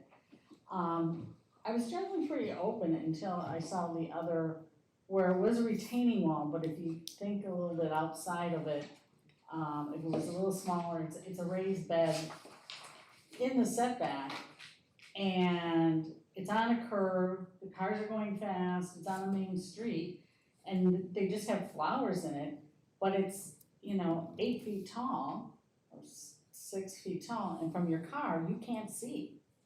It's very, very dangerous. So if we're gonna, in the front setback, I'd like to push it back a bit. Could we clarify with the commissioner, because I asked him if a bed, flower bed or bed of any kind in a retaining wall counted as a raised bed, and he said, no, it doesn't, it counts as a retaining wall. Yeah, but from visually, if it was smaller, you could count it, so one of the things that Nora asked for is, show me some examples out there. And it's hard to find examples that are in the setback right up against the sidewalk. So this is kind of like but it's not a retaining wall, I understand, but it's raised. And then they had flowers above it. And I do have some pictures on it, and you can't see the cars. It's dangerous. Ms. Colonna, you have something to? Pull it up if you Okay. would like. Okay. And so, whatever we do, I'd like to make sure we have a big enough setback at the front. Now, people say, well, they want the raised beds because of the lead. The lead is generally right around the house because that's where they scraped, the lead paint and it fell down, and that's right next to the house. That's not against the sidewalk. But on the second picture there's a car coming around the curve. Until it gets closer, you can't see it, and they're speeding up at that point. But that's totally legal. I know it is legal, but I'm just saying, if it was And that's a different situation. She's gonna do a 311 and try to get enforcement because there is a safety problem here. But if those were raised beds instead of a retaining wall, you know, and those are raised beds that would be right along the sidewalk, there's a safety issue there. It has to be 2 feet back in front, am I right? 5. 5 feet back in Yeah. front. So how do you respond to the 5 feet back? You know, I'm not sure if 5 feet is the right number. Yes, it needs to be back, and again, you know, this is a curved road, so this is not gonna pertain versus a straight street and stuff. And, I mean, this person is working with their neighbors to, you know, this is a safety issue, can you know, bring your flower beds back, can you make it a little not as tall? And they just plant more flowers. Going down the table on the other side, Councilor Gordon. So I'm a little more open to this in the backyard. The examples, and I think everyone here knows how I feel about high-density neighborhoods, the presentation that showed where they're allowed in MR1.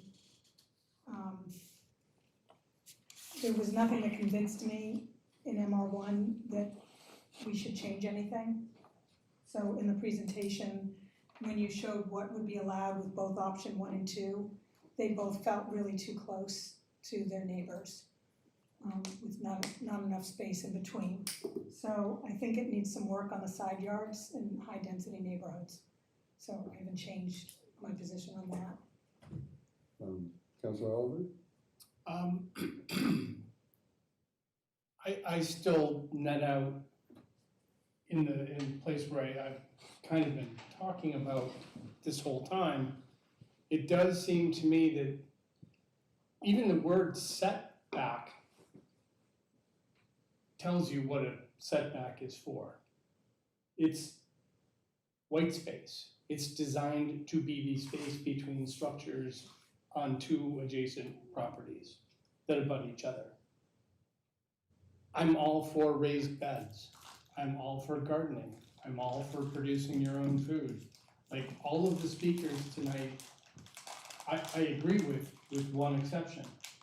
This is meant to be white space between properties where ideally nothing would be built. I hate the idea of parking in setbacks like the one gentleman was talking about. I think that's always a non-starter for me. I think that's a bad idea. There are side setbacks, and front setbacks. I'll be more specific about the parking. But it does seem to me that, and I think Councilor Baker, you said this earlier, if we start allowing taller structures, and if I recall correctly, we're talking about a 2-foot tall bed with 4 feet of growth on top of plants, right? Is that right? Or is it 5? The trellis Yes. is 5. Total of 5, right? 5 from the ground or Sorry, something like 4. that? 4 from the No, ground. you have here, I thought it trellis said up to 5. 5 feet in height from the ground. This is in your options. Yeah, 5, sorry. Okay, so 5 foot tall, you know, I know it's not a structure, but I'm just gonna use that term as kind of, I think, the way we're rolling with this in terms of what it'll look like in the zoning. It just seems to me that there's another party involved here. And we're taking their option away. If we grant one to homeowner A and they abut homeowner B, we've just taken the option away from homeowner B. I guess it's fair for me to say I'm just not okay with that. It doesn't sound right to me. And at the end of the day, the reason we're here is because we had a couple of neighbors, or a couple of sets of neighbors, I think is a fair way to put it. Maybe there were 2, 3, 5, I'm not sure, who couldn't figure out, I want it, I don't want it, it's okay, it's not okay, it's okay with me, it's not okay with me. To me, I'd rather actually, believe it or not, force those 2 neighbors to work it out. And if one person, like literally the setbacks were there when they bought their properties, it seems to me we kind of made a deal with them to say, look, this is kind of what the neighborhood character is like. there's setback of varying distances. And that's kind of what I think we should be maintaining. If you want raised garden bed or raised beds, talk to your neighbor, see where it makes sense. Work something out, or put it someplace where it's not gonna be controversial, so that it's not gonna raise, a stink. Cause at the end of the day, I don't think it's fair to put ISD in the middle of this either. But that's a long-winded way of saying, I don't like this idea much. So you would prefer to leave raised beds within the setbacks, not in the setback? In other words, inside, like Ms. Colello showed both. Correct, outside the setbacks. Outside, I'm not sure if my nomenclature is right, but. I think that's a fair way to say it, right? Outside. Yeah. Between the setback and the building. Between the building and the setback line. Sure, Would be there you go. okay. Right, But outside the that's what, setbacks. They can do now, right? Yeah. Counselor Gill. Okay, we're getting closer, in terms of what you put into the version 2 or the option 2 that you put in. I am a little concerned for the safety issues that were raised by one of the people that spoke tonight, because I don't know if there's a way that we can actually put some sort of provisos in the ordinance that talks about safety or sightlines or, just some sort of standard, so that then if in fact there's impact to what was expressed in terms of a curb or, some sort of person trying to exit a driveway, that their sight lines are obstructed. I don't know if that's a possibility. So that's where I default to law and the commissioner, in terms of, because I knew there used to be a fence viewer that would go to your property and look to see whether or not the fence actually obstructed a sight line. Well, there's I think the fences are on the front of a lot. You can't have a fence higher than 4 feet without, I think you have to get approval from the Urban Design Commission, right? 4 feet at the sidewalk, and then you're allowed an inch higher for every inch you're back from the sidewalk. So you can go 2 feet in and 6 feet, and then everything above 4 feet has to have an open lattice. So you can, in fact, within 2 feet of the sidewalk, have a 6-foot fence, which is open at the top, but that's not like a full view. It's not a window, it's just a lattice. So already the fence ordinance allows something that would be much more of a safety concern than the raised beds, as well as, and there are all sorts of examples of this in my neighborhood. There's nothing from, almost fully opaque bushes allowed right on the lot line. And so this might have a marginal increase in blocked sight lines, but we already allow it. Okay. All righty. Thank you. We've got somebody here. So I thought there was a limit on the front fence, but anyway. Yeah, Well, it says right here. 6 feet. I was looking at, 4 feet. 1 foot for each No, 6 foot. feet. Or Up to a maximum of 6 feet. Maybe 6 feet in height. Okay, all right. All right, well, that's equivalency here, just even in terms of, and yours is seasonal, that one that, the flower beds, you could see that in the wintertime, you'd be able to see, with some help. But I also feel that it's an issue if in fact you've got a non-conforming setback, side setback, and then you're trying to put a structure in there. I think that's a real problem, and it's a real problem in the MR zones. That's an issue for me. You're already tight to begin with, and then you start, adding structure there. It's really problematic. And where the property line is, and in fact, you may be 2 feet of your space, and then someone else's property line is right up against your house. It's a huge problem in the MRs. And then the other issue that I have is mostly just about, the density of these beds, because there's nothing restricting the total amount of square footage. I know that people are not going to build wall to wall, there's separation, but, perimeter of raised beds, it gets into the lunacy of like, there are going to be people that are going to have perimeter raised beds. But that's the only other piece that was somewhat problematic from the beginning, that I thought that there was some sort of upper limit that needed to be set. If in fact we're going to go ahead with this. Okay. Yeah, I can speak to that. The upper limit is the 80 square feet. Right, but you could have them separated, right? You could have them, you could have a bunch of them. You could have one, and then you could have another A one total of 80 square feet per lot? Per setback. So, here, I think it's Where's easiest the to see a language? diagram, so this is the maximum amount you Okay, could have. D, any combined area of raised beds within one setback may not exceed 80 square feet. Okay, So so that's you could have, okay, So this Okay. is the maximum amount you could all right, well, that's an upper limit, and that's good. No, but it's 80 feet per Right. side. per So you have- setback, yep. Per setback, so if you, assuming you not a, or a four-sided lot, you had 420 square feet? Yes, you could have 2, 4, 6, 8 total garden beds of 10 by 4 feet each. That's the maximum amount. 320 square feet.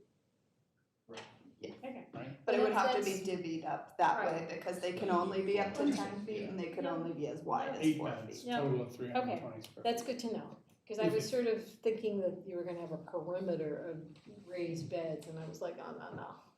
For some people, that would be a real problem. So Yes. let me just go around it, sorry. Since Councilor Gets. Getz, thank you. It's okay. Councilor Getz raised the issue of the nonconformity. Can we ask Ms. Galillo if she's thought about, can you think of a solution that would deal with the nonconformity of the side setback? Or any setback. Anybody that's in a non-conforming situation, could there be a rule that deals with that? Like, do you have a rule that deals with that? Yeah. Okay, never mind. Maybe Cyrus Council. I'm done. You go ahead. Okay. Do you want me to? Well, I'm just gonna, just for general information, if you are trying to extend something into a extend a nonconformity, you have to get a finding in section 6 that it's not substantially more detrimental to the neighborhood. So there is some protection if you were dealing with the structure itself. The question is, in that context, would you want to have something like a section 6 finding? I mean, you could go there, but I'm not sure we want to send people to the Communities Committee for raised bed, but that's just as important. Councilor Dalbert, you're up. Thank you, Mr. Chair. So, I mean, I think that in terms of your original question of where are people at, kind of a litmus test or a straw vote, I think it's fair to say that there are meaningful concerns expressed, and so, if I had to vote right now on if we had no opportunity to tweak things, if I had to vote on yes, 5 feet or not at all, I think I would vote to support allowing them within the setback with the one of the options proposed. But I actually do think, that being said, I think there's actually more work to be done here, and we should probably work through that. And there are real issues. I think the sightlines are a fair discussion to have, and the setbacks, especially in MR zones and in dense neighborhoods, are a fair discussion to have. I mean, I struggle with the sightline question a little bit in terms of, I don't know that this is the thing that breaks the camel's back. Like, you could have a 200-year-old oak tree that's 60 inches wide or 40 inches wide or whatever it is, and I don't think we would tell ISD to tell you to cut down your oak tree, and I think those Pre-existing. well, I suppose that's true, pre-existing, but you could also have a 6-foot pile of snow in the winter, which is not pre-existing, and I don't know, would ISD come tell you to shovel snow off your lawn? Maybe, I don't know. So I think, rules should be applied fairly and equally there. I guess I spent a good amount of time thinking about this, because I think the concerns that Councilor Gordon expressed are fair ones, especially when we're talking about those side setbacks in the tighter residential district. So I don't know if Chair Baker, if you'd like to go all the way around and hear Councilor Albright's thoughts on this, or if you'd like, I can share kind of what I've put together about that. So let's give everybody a chance, and I'm going to at least say a word too, but Councilor Albright, you want to say anything more? Well, I mean, I think you'd be shocked to know that I'm in favor of that. But I do want to talk a little bit about the white space argument, not to pick that, not to pick that. Pick away. But the white space argument feels a little bit like you're taking a yard and thinking about it in terms of graphic design. You know, about the white space, like, we don't have margins that we wanna have clear. It's not like a piece of paper. It's a person's yard is a real livable place where they have family and they have activities and they do things. It's a functional space. And we have, you know, I didn't bring up the issue of swing sets, and I don't want to, but we have swing sets that are in the setback. We have lending libraries that are in the setback. We have all kinds of things that are going on in the setback and that don't bother people, or maybe they do, I don't know, but we have lots of things that are happening in the setbacks right now. And setbacks were created for, you know, to have breathable space, to have functional, you know, a neighborhood is gonna have the same frontage. It's gonna be clear across a neighborhood what the setbacks are. There are lots of reasons for setbacks that have nothing to do with leave it alone, don't put things, don't put chairs, don't put pots, don't put, I mean, you can have a shed in the setback, but other things we're saying can't go in the setback, and I don't really think there's a good reason for not allowing plants to be there when you can have a shed and lots of other things. So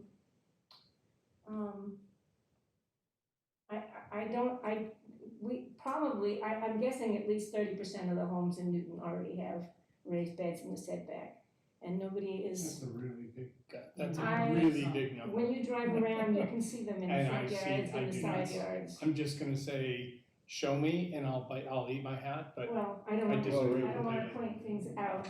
I do wanna show that the person who spoke tonight, who has a neighbor who's objected to his raised beds, lives way down, it's like he's on the top of the hill and the neighbor is way down at the top, can't even see the raised beds. But there are other issues, neighbors, reporting neighbors to have raised beds and have nothing to do with the actual raised beds themselves. So, you know, you said that we should work it out. I'm not sure neighbors can work things out if there's animosity between neighbors. And we certainly couldn't leave this in the hands of poor Commissioner Ciccarello having to watch neighbors work things out. You can't have them work it out because it's not legal. But if I may, if we pass this as it's currently set up, we're not doing anything about the animosity, other than saying the thing you're gonna be animus about, you can do by right. That's the only difference. Okay.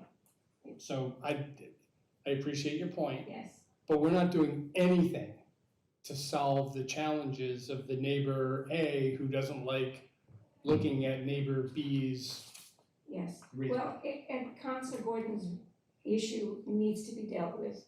And there are probably, and I think, I know Nora has thought about things, Counselor Domerved has, I have thought about ways to solve the issue of non-conforming sites. So that's a totally reasonable thing that we have to figure out. But I've run on too long. Well, no, I mean, the reason we designed this meeting was so that people could go on too long if they wanted. I just should give you my views. I'm very cautious about extending things into the setback we don't already have, because I view these as kind of important public open spaces as well as private open spaces. They're at a part of the lot that is we want to try and maintain. And as I said earlier, the trade-off is that I'm limited in what I can do with my yard, but my neighbor's limited on what they can do with their yard, and that we benefit because of that reciprocity. And I'm concerned that if we start this, we're going to end up with, because the beds are, these, when they're talking about them, they're fairly substantial structures. I mean, they're in order to hold the dirt, they've got to be built sturdily. So they're not casual items that come easily in and out. So I'm very cautious. I think I'm in the same place as the president about this one. So I just feel I should explain my sense. Councilor Wright, and then we'll come back to you. So one of the things it seems like is the side setback is the big deal. And the MR lots, and I think SR3 lots, the side setback is 7.5 feet. So why not we say at least on the side setbacks that they need to be 7.5 feet away? And it'll be, yes, maybe in the setbacks for the bigger lots, or like an SR1 that has, I don't know, 15 feet or something for a setback. But this would solve for the more dense neighborhoods, the, you know, tighter lots, things like that, keeping it at the side setback, which is 7.5 feet. If exactly, you've read my mind. Exactly what I'm going to share is Okay, along why don't this you come back and talk to us about what you have in mind? Okay. So, Mr. Clerk, I'm going to share my screen if that's all right. All right, great. You're a co-host, so you should be able to. Thank you. Let's see if I can do this smoothly. Yeah, we can see it. It's in this. So, okay, right. So this is sort of what was originally proposed, which was, we're looking at a plan view here. If you had, you know, a house on one side and a house on the other side, here the heavy red line is your side lot line, and here's a raised bed and another raised bed. Let's say both neighbors wanted to have a raised bed. What was initially proposed was that they could have, each neighbor could have their bed within 3 feet of the property line on the side. And these, just for context, these beds and these spaces are to scale here. So you're looking at, you know, 3 feet, 7.5 feet to here, etc. So this was what was originally proposed in this conversation. And then this was the feedback from Councilor Gordon, but also others of like, if you're built to the side setback, as you might have a house that is, that just feels really close. That feels too close, right? So even if it's 3 feet on the other side of the lot line and 7.5, that's still pretty tight. So what I kind of thought through was, well, if the spirit of 7.5 and 7.5 on either side is that you get basically 15 feet clear. And so what I kind of thought about was, well, what if you said, you know, as long as this house were 12 feet away, then you could be up to 3 feet close. But that you would create a sort of 15-foot traveling buffer. So if that house got closer, then that raised bed would get farther and go towards dwelling 1.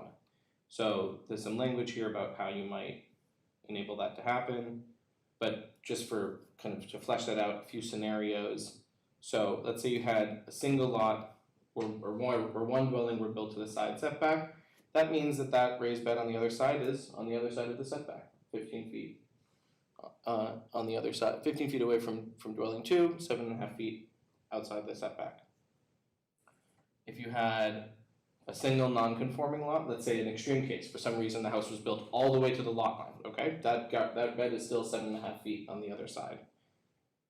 Let's say you built both lots to the setback, then I can have my bed up to the side setback, you can have your bed up to your side setback, but they can't enter into the setback.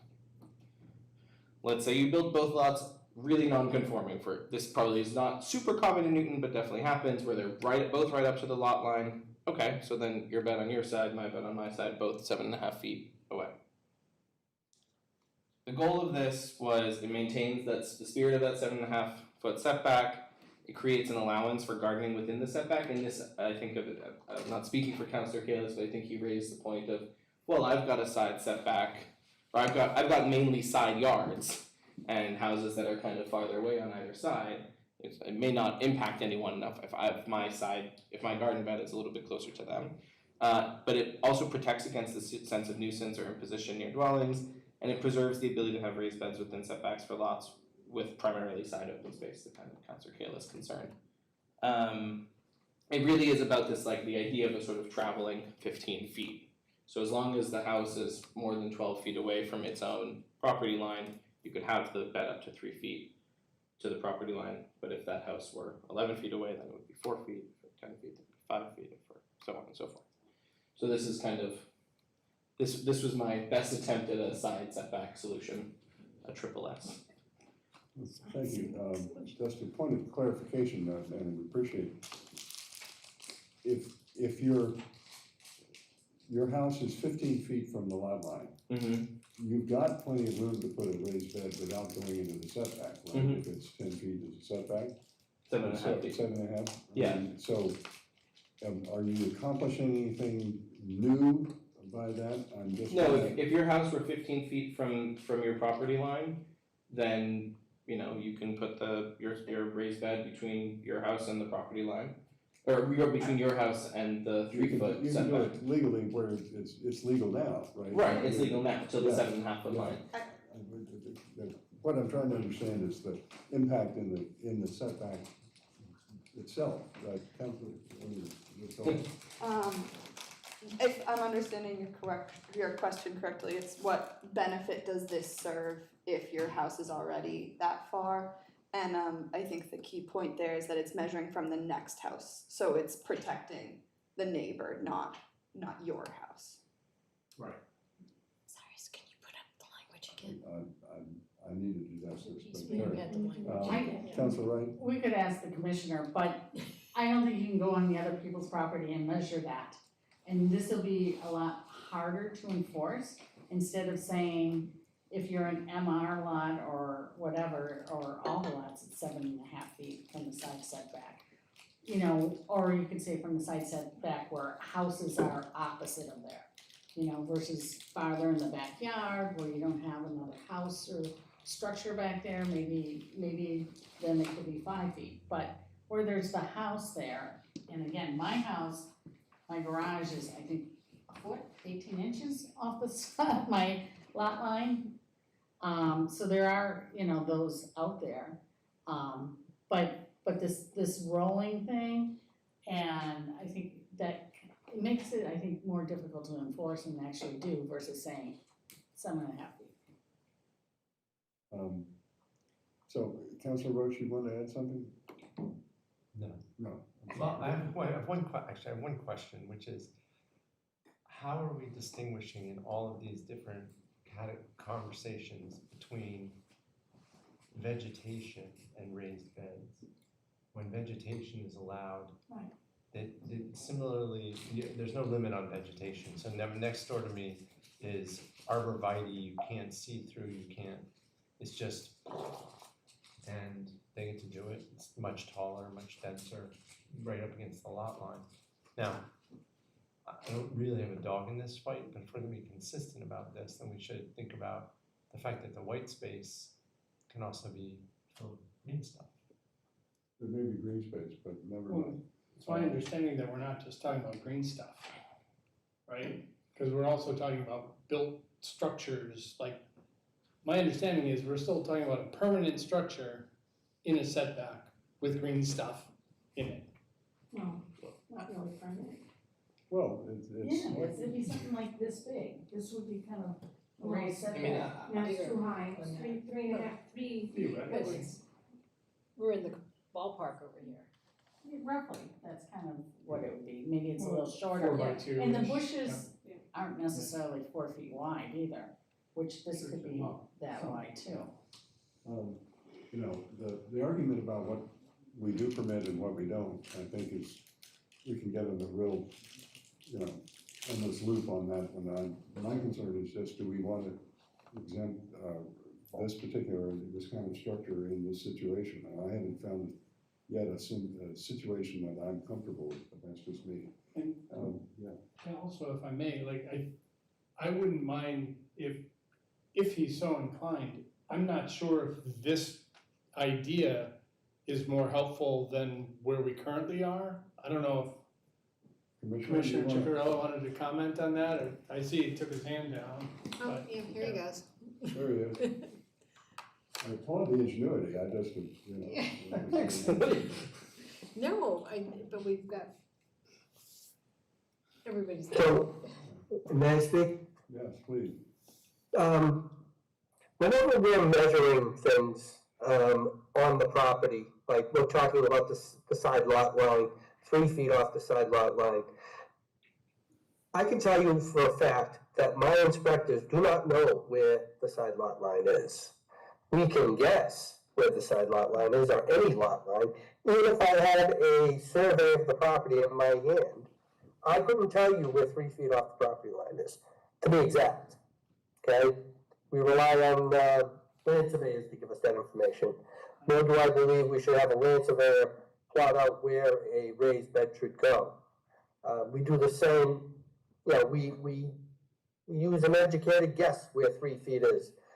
For sheds, we typically try to use what might be a side boundary like a fence or bushes or things to that effect to get an idea of where 5 feet for the accessory building for a shed would be.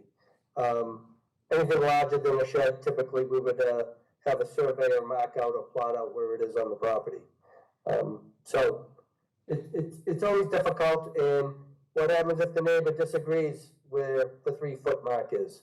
Well, it leaves a lot of openness for potential problems. So I see we have Mr. Lee from the Law Department and also Councilor Block. So let me go to Mr. Lee first and then the Councilor Block. So, I mean, the comment of the Commissioner Ciccarello, I guess that's true of any setback where you have something like this where there's not going to be a plot plan required. So 5 feet, 3 feet, that doesn't really matter. I want to comment on Councilor Donald's proposal. I'm not aware of anything in our zoning right now that dictates the location of a structure based on structures on a different lot that's not owned by the same property owner. So I just wanted to note that and also request that the law department have an opportunity to look at this type of proposal to see if there's any issues with it. That's all I wanted to state. Councilor Block, and then I'll come back to you, Councilor. Welcome. Yes, I have to relocate here for a moment. Sorry for the inconvenience. This conversation is a new one for me, not sitting on your committee, and I've tried to get a little bit informed about it. One of the comments that several members of the public made, I think Councilor Albright and perhaps Councilor Roach also said something similar about other structures that we allow in these locations, in these setbacks. And I realize that's not the docketed item. The docketed item is just raised flower beds. But if we're going to consider what do we allow in setbacks, then that's a larger discussion, and I'd be interested in hearing what our rules are regarding sheds, what our rules are regarding recreational structures, and why we settled on what we settled. The members of the public seem a little confused, and I can't really blame them when we have these kind of different rules. And we may have good reason for these different rules, but we need to articulate them so that the public can understand it. Maybe so that just city councilors can understand it. So that might be a reason. I know, Chair, you wanted to bring this to a vote tonight so that it could go to the full council. But if we want to have this broader discussion, then I'd like to see some more information. What are all these different things that can go in the side setbacks and what the rationale is for them? One of the differences between raised setbacks and anything else is that things are growing on top of this. That's the whole point. So if something is 4 feet, which is a pretty typical fence height, I mean, there are taller fences, but 4 feet's pretty common. So this would be potentially the height of the fence, and then you've got vegetation on top of it, whatever.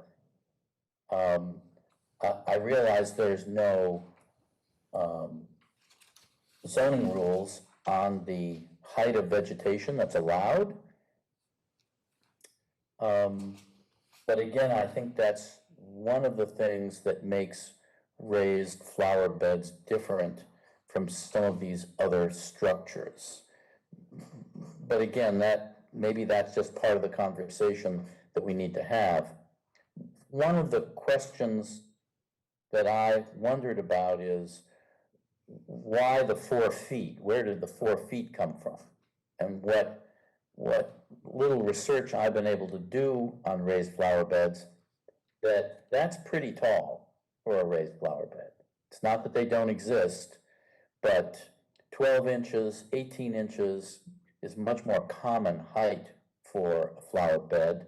And maybe there's some compromise here where a lower height is allowed, but once you get to a certain height, there's too much of a danger of creating safety issues that we really can't anticipate. So those are just some of my thoughts on this. It doesn't, for somebody who's just coming to this, it doesn't really feel like this is ripe for a full city council discussion and vote. I'd love to hear a lot more. So those are my comments. Thank you for the time to speak, Mr. Chair. Thank you, Councilor Black. Let me just offer a perspective.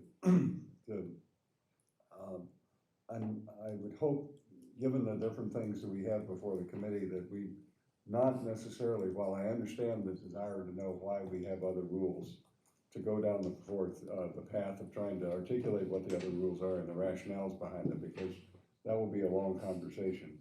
And I think we just have to assume that the issue before us is what is before us, and does it make sense? And are there 16 votes in favor of some version of the planning department's presentation to us? If there are, then we can pass that and we can go on, and if they're not, we can come back to other things. But the sentiment by one of the speakers is saying there are a lot of other things we could work on in the city. I had some understanding of that because I looked at the agenda with the assistance of the vice chair and the planning department and the law department and the commissioner to try and figure out how we're going to talk about all the things that we've got, including some of the ideas that we talked about earlier today. I guess that's, I'm not sure where that takes us. It's Councilor Black, but I'm sympathetic to your concern. I'm just not sure that going down that context road is going to help us. I think we've got to focus on this issue narrowly and decide one way or another where we want to be. If I could just make a comment. Yeah. I fully understand what you just said and why you want to restrict the discussion to the specific issue that's in front of you.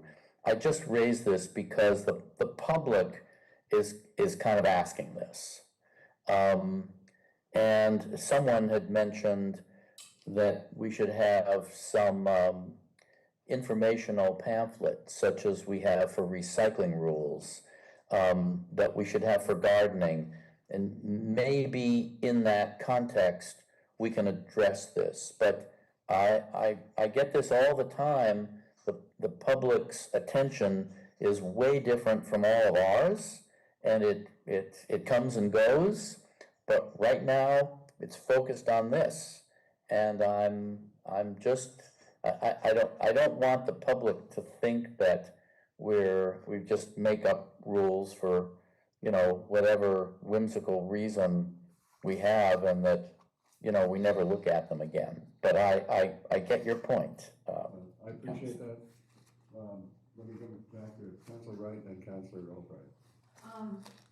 I don't know, a compromise that I'd be, willing to do is like I said, 7.5 feet, 3 feet in the rear, and then either 5 or 10 feet in the front. And some people don't want it in the front, but some people don't have much of a backyard. That's their only green space for a garden. But I don't know if that would help get a few more votes, because we need 16 in order to pass. So we need to do some type of compromise. Councilor O'Brien? So, when we talked about that structure right there, so in the front. Let the record show that there is a cabinet behind it that's being Where's the discussed, tape? right? So, the rule already says it can't be more than 2 feet in the front yard. So I think that we could, one compromise that would probably make everybody feel better is to say it has to be no higher than 12 inches or something, 1 foot in the front yard. And I think a lot of people could live with that, if it's in the setback. So I'm putting that out there as a possible reasonable compromise. And they could have it higher if it's out of the setback. Yeah, well, of course, yeah. So, again, Councilor Davenport. I think Councilor Block raised a good point and asked about where the height had come from, and I think this conversation that's just been had about a compromise of height seems fine to me. But to respond to Councilor Block's question, I believe the height originally came from the idea that sometimes these raised beds are made for folks who are getting older or may have mobility challenges, and the idea there is that this is a kind of accessible height, Right. both for folks who might be standing and leaning, or wanting less strain on their back, or who might be using a mobility device that can kind of slide under or get them a little bit closer. That's where it had come from, Councilor Block. So just seems just worth noting. But I that don't was think the it's origin. 4 feet, it's 3 feet. It's isn't it? 375, right? Yeah, 3.75. 3.75. Oh, 3.75. The ones at Amazon seem to be all 48 inches, but that's, you can build your own. Or you can buy them and chop the bottom off. Yeah. Okay, so let's try this. If the members of the committee are agreeable, let's subdivide the problem a little bit. Generally speaking, the setbacks are both front and side and rear. And right now, people who have the ability, as we saw from Colilla's presentation, to put things closer to their house. And then the question is, how far away from their house towards the lot line do you want to go? I mean, people can continue to do it within, this is legal to do, it's not illegal to do, it's just a question of whether and how far into the setback you want to let it go. I guess the question is, among the people who are here, are you concerned of, let's try the rear setback for a minute. Is the rear setback an issue for people more than the side? And is it just any setback? For me, it's the other way around. Side setbacks are more contentious than rear. Right, I understood. I'm just trying to get a feel for which element is gonna be more important for people. I'm more of a purist, but I'm maybe a minority in that context, all right? But at least I'm hearing that the rear setback is not as much important. And now, side setbacks I hear concerns because of the ability to, it is generally narrower, and that's where the houses come up against each other, and we're looking at some difficulty, right? And I hear that from a number of counselors. Front setbacks, there are concerns, as I hear it, about the specific issue of visibility because of the potential. Now, leaving aside the fact that there are other things, as Councilor Roach has pointed out, that can occur in the front that are vegetated, I understand all that. But at least, I don't hear a visibility concern so much in the side setback, but I do hear it in the front. And so, what I'm wondering, and again, we may not reach this tonight, and if we don't, then we don't, but if there is a model of this that would have more opportunity in the rear setback, less opportunity in the side setback, and a limited opportunity in the front where it is a lower structure that is set back further. In other words, the fence ordinance actually sets a bit of an idea behind it. It may not be the same idea, but that the closer you come to the street, the shallower it has to be. And that if you want to do something at all, it's got to be farther back. That if you want to make it tall, you got to go farther away so that the kind of obstruction that Councilor Wright's constituent pointed out is going to be minimal, right? Does that have any appeal to anybody besides doesn't have much appeal to me because I'm a church. But I'm trying to get the committee to the point where. So let's take a vote on each of them. Let's go like rear setback. You know, who wants 3 feet or who wants 5 feet? Well, wait, before we go to the numbers, I just want to get a sense of the committee. I'm hearing, is that a presentation? No, I think you're on the right track. Okay, all right. So, let's take it for the, and it's the rear setback first. I just want to talk about that. In the rear setback, you're assuming that you're coming up against somebody else's rear setback, but that's not always the case, right? Is it gonna be context sensitive? Counselor, Scalello, can you bring up one of your slides? I was just getting that. I think that it would be helpful to have that context. Yeah, we can go through each letter.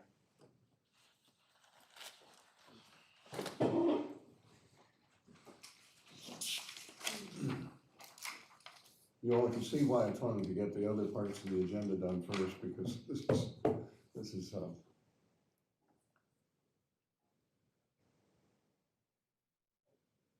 Can you get us to the pictures though? I think it'd be helpful to see the images.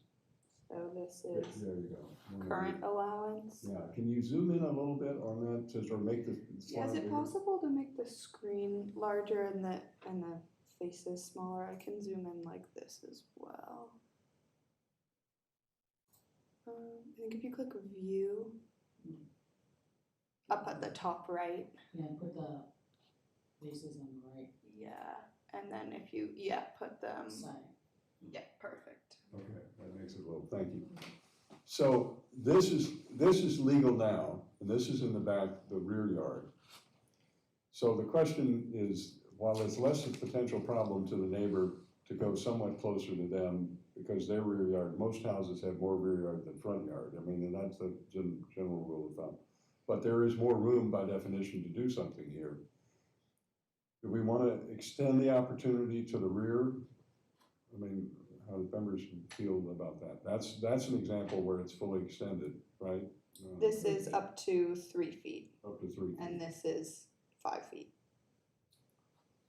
So, are people comfortable with a 5-foot setback in the rear? Or are they not, some number?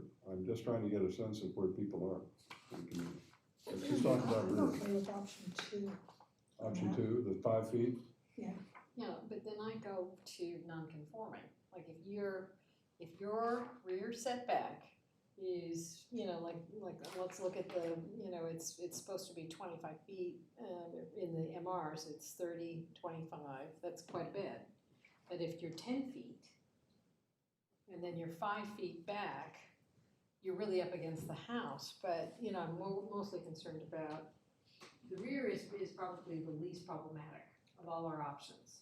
Well, I think if we're trying to give opportunity to people to do this in the way that's least harmful to both the public interest in the view and the neighbors next door, the rear is probably the safest place to do it, to start, okay? But my concern is if you already have a pre-existing, non-conforming, less than 25 feet rear setback, like Well, you I have 10 think feet. we could make a rule there, just again, this is just speaking hypothetically, but you could have a rule that if there were no nonconformity, you could have a raised bed, but if there were a nonconformity, then you would not be able to do that. That sounds You good can just to make me. that choice, Yep, right? that's fine by me.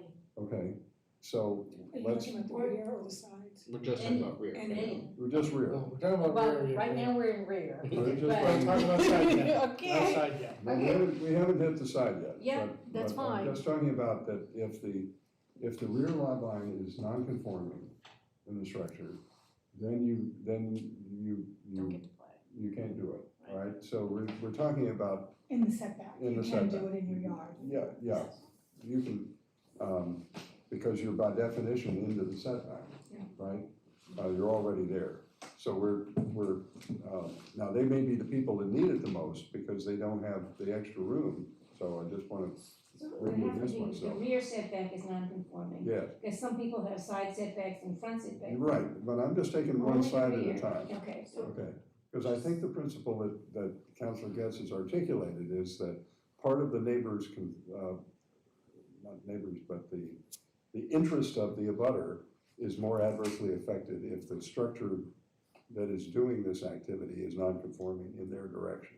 So even if they have a row of bushes that are separating the two houses, they still can't put a setback? put a Look, we can raised build in bed? all sorts of exceptions, but I'm just trying to get, It was a visual screener. Clarify, we're Yeah. talking about the structure not conforming with the rear setback? The existing house. structure. The existing structure, the individual intending to build the garden bed. No, the house. The house is not. Well, the house doesn't That's what- build, the individual who owns the house builds. The house So, doesn't property have A conforming has a non-conforming home on it rear setback, that is too close to the rear setback. too close to the lot line. It doesn't have a conforming rear setback. Okay, so that property couldn't put a garden bed in the setback. Unless we were just talking about like visual screening, well, okay? again, the question of the exceptions, let's just focus for a minute on the basic principle. We can go to visual screening if you want in a minute. Just to clarify though, I think it's a confusing without more visuals, but that home, their neighbor could be 100 feet away. So it impacts what the neighbor is the non-conforming structure is when they're most impacted by a garden bed on the adjacent properties, close to the adjacent properties. Right, but we're getting into a scenario where we're dealing with the, Yeah. the two units or the two lots, and I sort of mean- feel like we have to control one lot. The irony is that the example you have up here, which is, if you go back, Ms. Colello, to the permitted use. No, look Right. at that. No, Hmm. we go back to the first slide. They're close. That's not 20.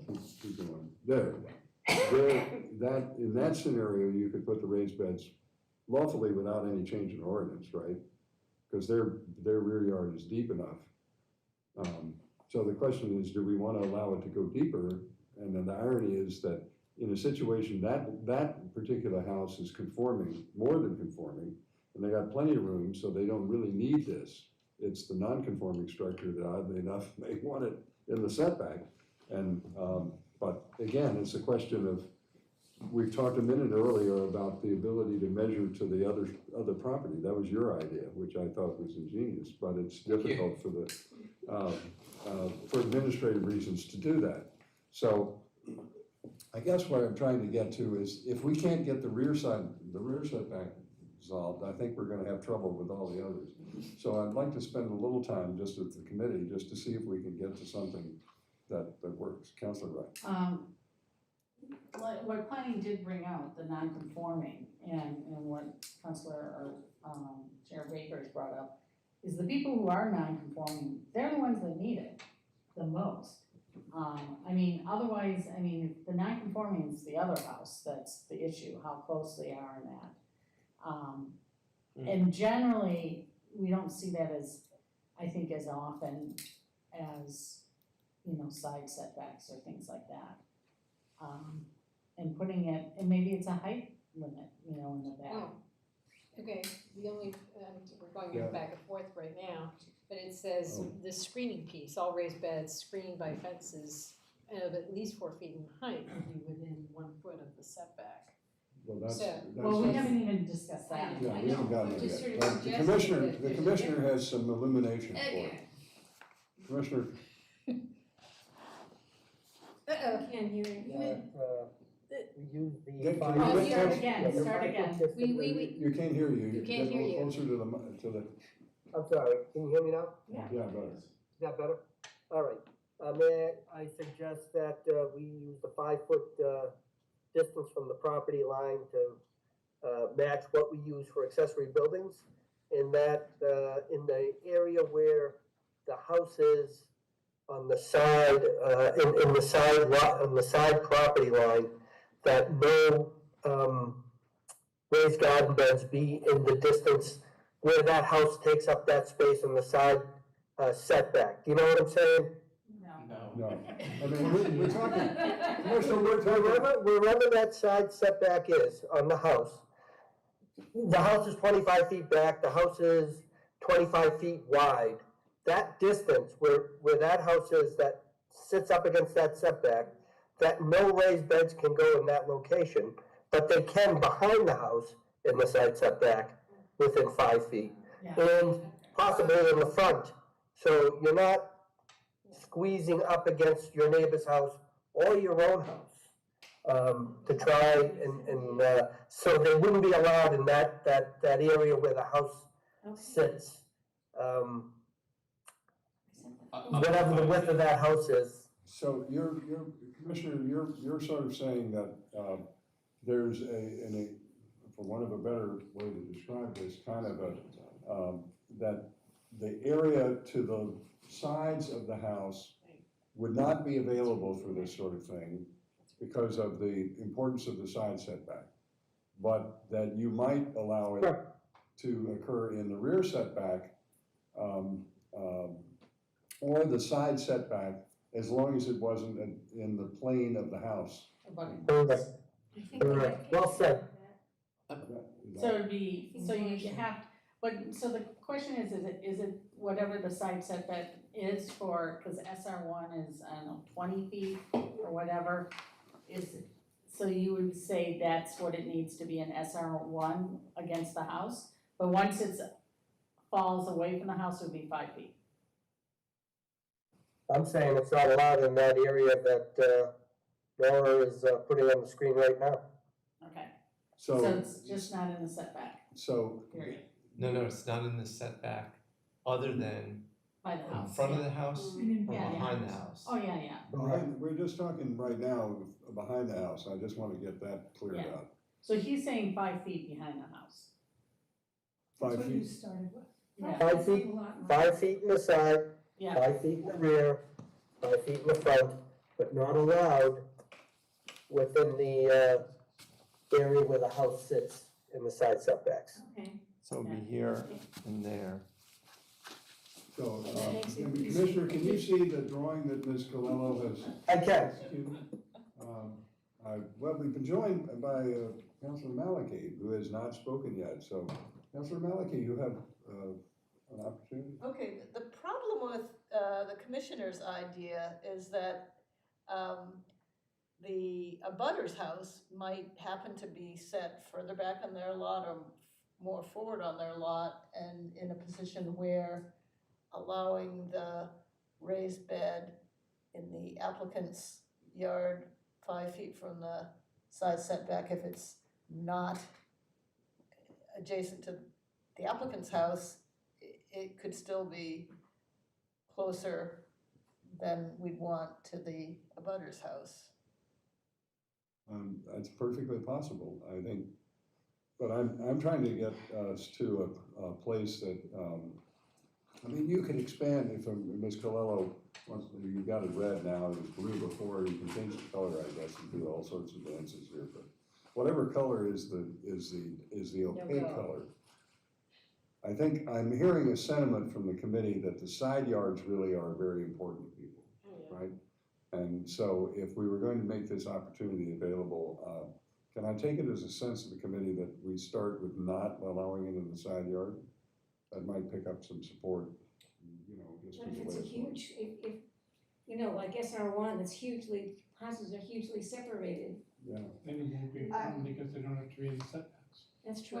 Yeah, they got plenty of room. They're gonna go to the MR. What? I think the problem we're running into is the smaller lots in the more dense neighborhoods, and that's because if you're in a big lot, you can put it inside, you know, you don't need to go to the setback. It's really to try and help the people. The small lots are 7.5 feet. If we just say 7.5 feet, that's gonna take care of the small lots, and the bigger lots can put it into the setback, but they have to be 7.5 feet That off of actually it. might be a good compromise. Excuse me, I mean, Yeah. Ms. Colello has a point. Yeah, I would just note that might be a tactful approach, just given that parts of the side are technically in the rear because they intersect. So if you see here, if this, let's say this was an SR2 lot and there was a more significant side setback than 7.5 feet, this would have to be moved inward, even though it is in the, you know, what would anecdotally be referred to as the backyard. So 7.5 feet would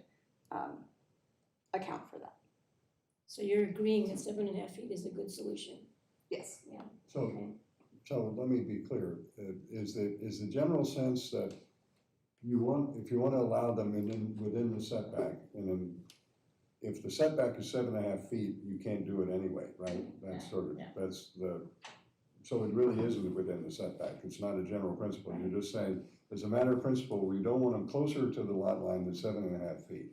And if your particular setback is 7.5 feet or less, you can't do it, right? It's, you gotta have 7.5 feet clearance on the side, right? Now, same in the rear, 7.5 feet, you comfortable with that as kind of a minimum? That in the rear lot line, what is the rear side? 5 feet is good. Fine. 3, great. Go to 5. I heard 3, so. I'm gonna have an auction here in a minute. Counselor Malachi. Counselor Malachi. I agree, 7.5 feet for the whole length of the side setback. I could maybe see 5 feet for the rear, but 7.5 would be, I think, simpler to have at least the side and the rear be 7.5 feet. Should I say about front or not? No, we haven't gotten to the front yet. I'm trying to see if we can get at least the back and the sides into some sort of. I think rear should be at least 5, like to be consistent with the I think 5 is a winner. shed number. 7.5 sounded great. Yeah, 7.5. That's needed 7.5. Sheds are 5. Garages are 5. Yeah. Well, but this is. No, in the rear. Oh, yeah. Rear. I'm on 3. Yeah. Councilor Donovan. Thank you, Mr. Chair. Could I propose 5, but then 3 if there's screening? Screening can die. A fence. My concern, well, I mean, you can propose anything you want, and we can talk about it, but let me come to you in a second. Part of the value of this situation, I hope for the purposes of the conversation with the commissioner, is a relatively simple rule. Because they're gonna have to deal with, they understand what setbacks are. And we're gonna say raised bed, okay, this is the ground rule for raised beds. I mean, there's a certain, but I'd rather not get into, well, if you put up a fence, you can do it closer. That's special permit territory or something else. Otherwise, then the question is an adequate fence, what's, this is, I would encourage us not to go too detailed, because this is gonna be difficult enough to explain and make go, but you can propose anything you want. My thinking there was just that in the scenario where it is non-conforming, and as you said, Chair Baker, where they have, that's actually where people might need it the most. It kind of gives you a little bit of extra space and some walking room and that kind of thing, but Also, I think the idea behind the deeper setback, if I can put it that way, again, I'm not necessarily there yet, but I'm just commenting, is that if you're a raised bed, I gather you garden around it anyway, right? So there is some value in making sure that people can get to all around the bed, but just like making your bed at home, it's a lot harder up against the wall. Anyway, moving on. Well, a bed for a reason. Okay, so let us, can I take it a working proposition for purposes of conversation that we're talking about, if you're doing it inside, you've got to at least have 7.5 feet before you hit the structure. If you're doing the rear, you got to have at least 5 feet. I'm not saying you got to vote yet, but I'm just trying to make the frame. Now, the front, I tell you, the front bothers me almost as much as the side, because it is the part of Newton that I think has been, when people look at the city and they drive through, they look at the fronts and they see that, and that's part of the public space. So I'm not personally in favor of allowing raised beds in the front yard, but that's just my perspective. But I'm open to persuasion. Yeah. Well, the only, what's in here now is the issue of 2 feet in height. So I like that, just even in terms of like we're minimizing the height you know, in terms of just, we're not up at 4, we're at 2. So, and it's being suggested at 5 feet from the front lot line. 5 feet back. 5 feet back, 2 feet Right. high. Right. No nearer than 5 feet from the front lot line. So that's just where we're starting. No, I understand. I couldn't vote for it for that, but that's too Well, close. further back? No, I want it further back, simply, it's 7.5 feet, and again, the same, Okay. I guess the solution that I would feel more comfortable with is the, a general rule of 7.5 feet, except in the rear of 5. Because then you're not, some lots are front, they're side, you know, the question is the corner lots. It's a nice, I think it's gonna be an easier way to make this go. Chair, can I just, if you drive down Walnut Street between here and Washington Street, you'll see houses that have their whole front yard full of shrubs. And they're often taller than 3 feet, 2 feet for sure. And the whole front yard is full of shrubs. What's the difference between that and a 1 foot or a 2 foot raised bed in the front yard for a limited number of feet? It's a structure versus a bush. I mean. You don't even see the structure. Look, you're asking me for consistency. I'm not giving you consistency. Okay, I'm all trying, right. you're trying to get. Never mind, let me you're ask trying to somebody get- else. Councilor Block has his hand up. I'm Okay. sorry. Thank you. Councilor Block? Where is he? Sure, thank you. I think you, Counselor Baker, had just mentioned corner lots, and I just didn't want that to get lost, because it seemed like most of the discussion was assuming that a rear lot is going to back onto another rear lot, but that's not going to be the case for your corner lots. So I don't know how that affects your thinking about what these metrics should be, what these distances should be, but I just wanted to point that out. Well, that's a fair point, and perhaps we should get guidance from the planning department or the commissioner, how you measure setbacks in corner lots. Mr. Colella? I can speak to that, and if I'm at all inaccurate, please correct me, Commissioner, but as far as I understand it, corner lots are regulated such that they have 2 fronts. So all the setback requirements for the 2 sides that are facing a right-of-way would be governed by the front setbacks. And what about the back? Are they governed by side setbacks or rear setbacks? So you have 2 fronts, a side and a rear. So the rear is opposite, usually the front for which the property is named.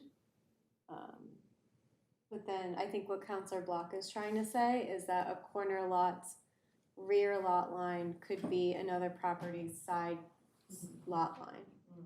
Which argues for me for 7.5 feet around as a, you know, just a simple.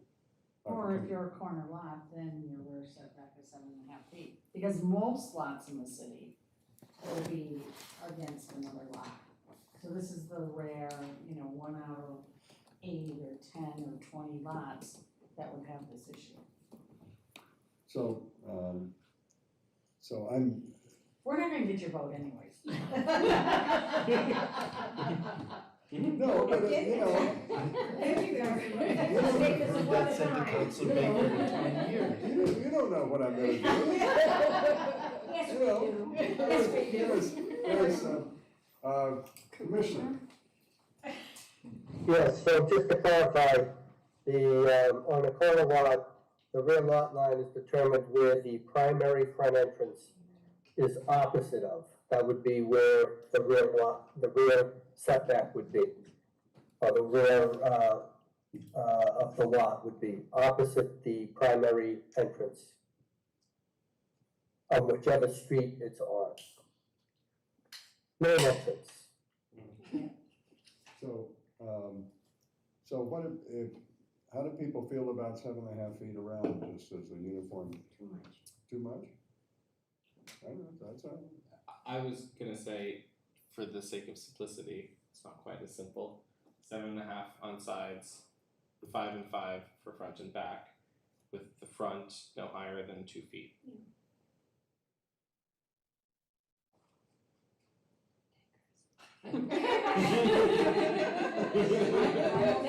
Interesting effect.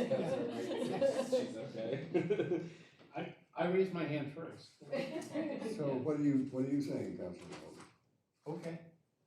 Oh. Yeah. Okay. Wow, we have a winner.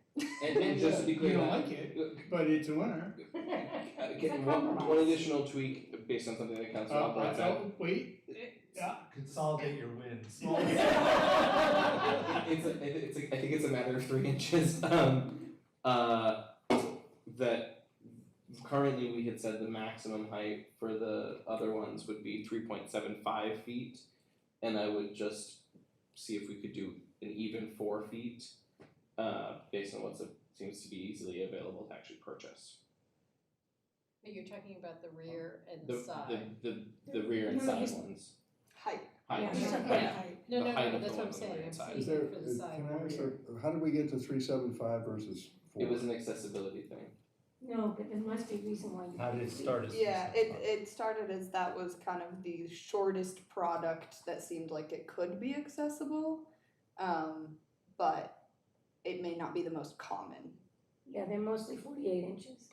Or 47, I saw a couple of 47 there. You mean The height of the ones you the bought. raised Pre-made beds? The top of the bed, yeah. I've been getting the ads all, Amazon's been listening to this, it's nothing but an ad for these Raised things now. beds. That's hilarious. It must be in the market. Let me clarify, from the front, you're talking about from the sidewalk or the lot line, right? Remember Ms. Colello had a clarification, right? Yep. So front is measured from that, and we haven't changed that. Yeah, the language is no nearer than 5 feet from the front lot line or the back of the sidewalk / right of way, whichever is closer to the principal structure. So whichever is stricter. So, now, let me clarify again, if you're saying that it's 4 feet side, rear, but 2 front, right? Again, how do we check, the commissioner, you know which is front, and which is, again, for purposes of that dimensional? You're speaking about on a corner? If somebody comes to you and says, look, I wanna have a raised bed, and you say it's the front yard's gonna be no taller than 2 feet, right? When But it's you- in the setback, It's in the setback, right? outside of it. You know, if they're not in the setback, then, you know, it's not a problem. But, can you tell what the front is? In other words, we're having different distances are different from the front, but you're also measuring height differences. Can you do that? You know, is that an enforceable rule that you can live with? Yeah, because we can measure the height from the grade just outside the, of the bed itself. So that would be enforceable. Ideally, for enforceability, I would rather things that would be consistent, 5 feet, whatever the distance is, away from the, property line, I would rather it be consistent instead of 7.5 for this, 5 for this, and, I think that would be a much better way to do things, but that's what I think. I'm in favor of 7.5 all the way around, but That's fine. He doesn't get So are we done here? if we, Councilor Malik? Okay, I have a question for Commissioner. Did I understand correctly that if somebody's putting in a shed that has to be 5 feet from a property line, you go do a survey for that or not? We do not. You don't. So you're, No, and do they? we are ballparking it. You ballpark it, so you put up some stakes and they put their. Typically, they come, they, apply for the zoning permit. They give us a drawing showing it's 5 feet off the property line, side and rear. We accept the plan, and then when it's completed, we go out and we verify the distance. We basically ballpark it. After it's completed, you verify it. Do you Right. ever have situations where you have to tell them to move it? Occasionally. Okay, so would it work the same way for raised beds? You'd be verifying after the fact? Yes, it would. Okay. So, let let me see if there's any sentiment in this. If Oh, we- sorry, I Yeah. had another question. We have, houses where there's no sidewalk, the grass goes out to the curb. What would be where would we be measuring setback from? If we don't really know where if it's hard to tell where the sidewalk would be if there were a sidewalk. The resident could always see if there's a survey on file showing the distance from the front of the house to where the front property line would be, and then measure off the house to, come up to wherever that distance would be. So it would be, what would be the mechanism for making sure they don't put their raised bed all the way out to where the sidewalk would be if there were a sidewalk, because there's no sidewalk to make it easy to see?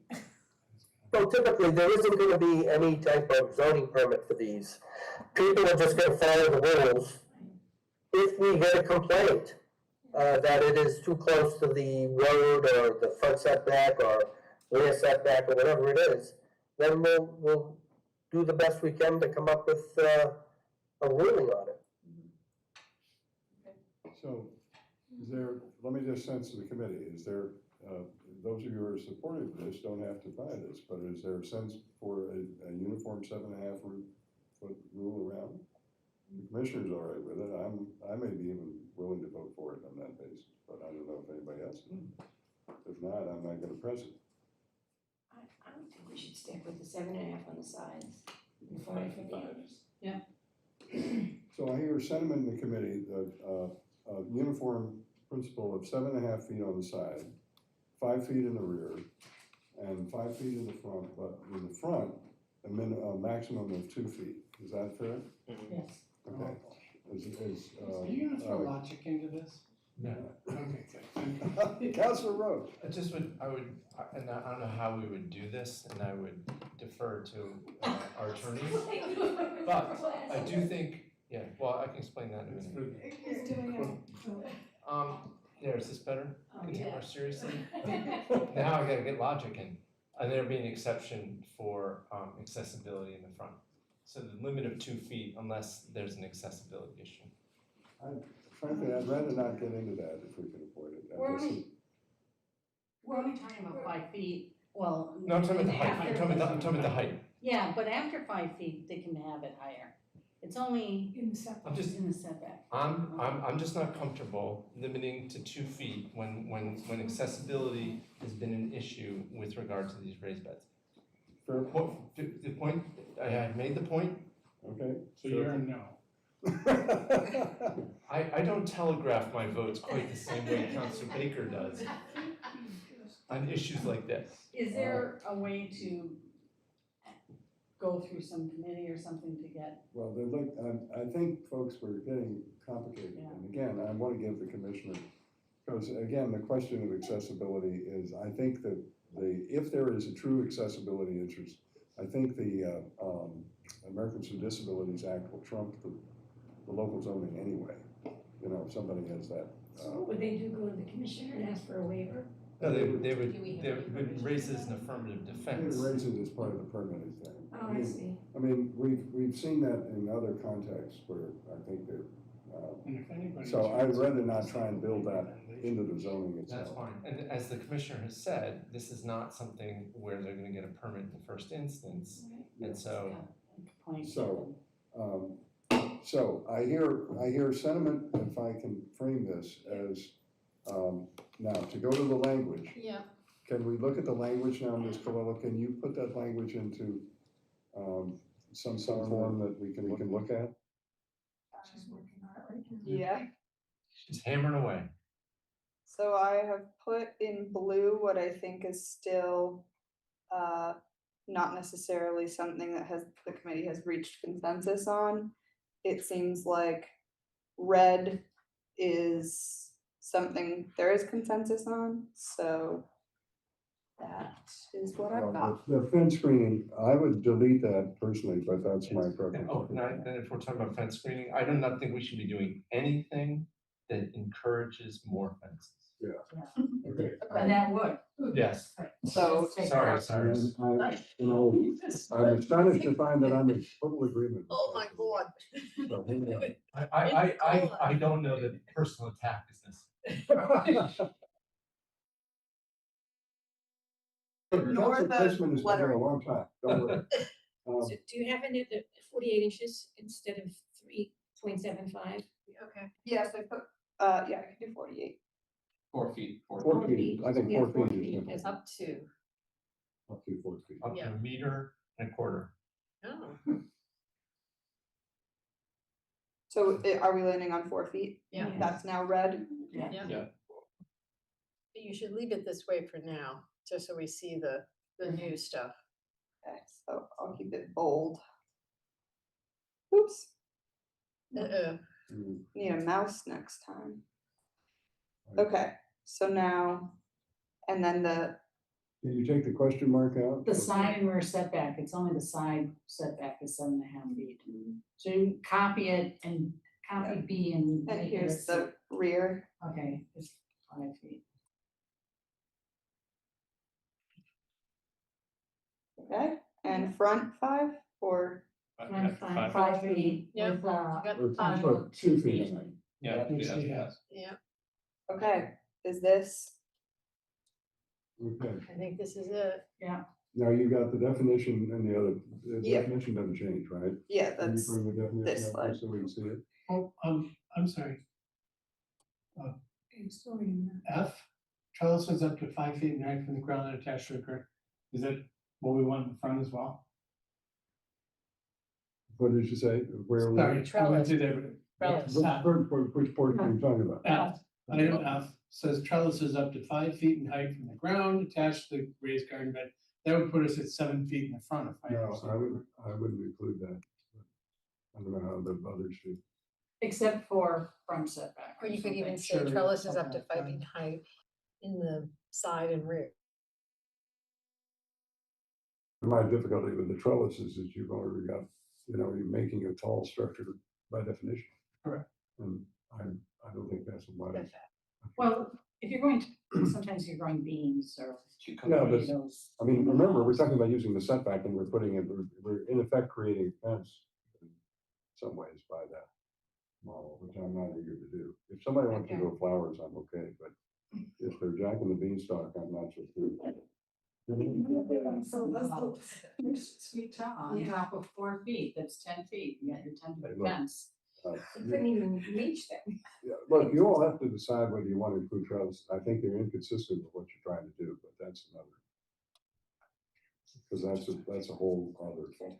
If we don't have the trellises in there, people would Well, trellis. Yeah. If, and also, as it is right now, trellis is up to 5 feet in height, so if you already had a 4-foot garden bed, you would just have a 1-foot trellis on top, which is like, you know, I'm not sure what you're supporting with that anyway. Yeah, it's 5 feet from the ground. So Yeah.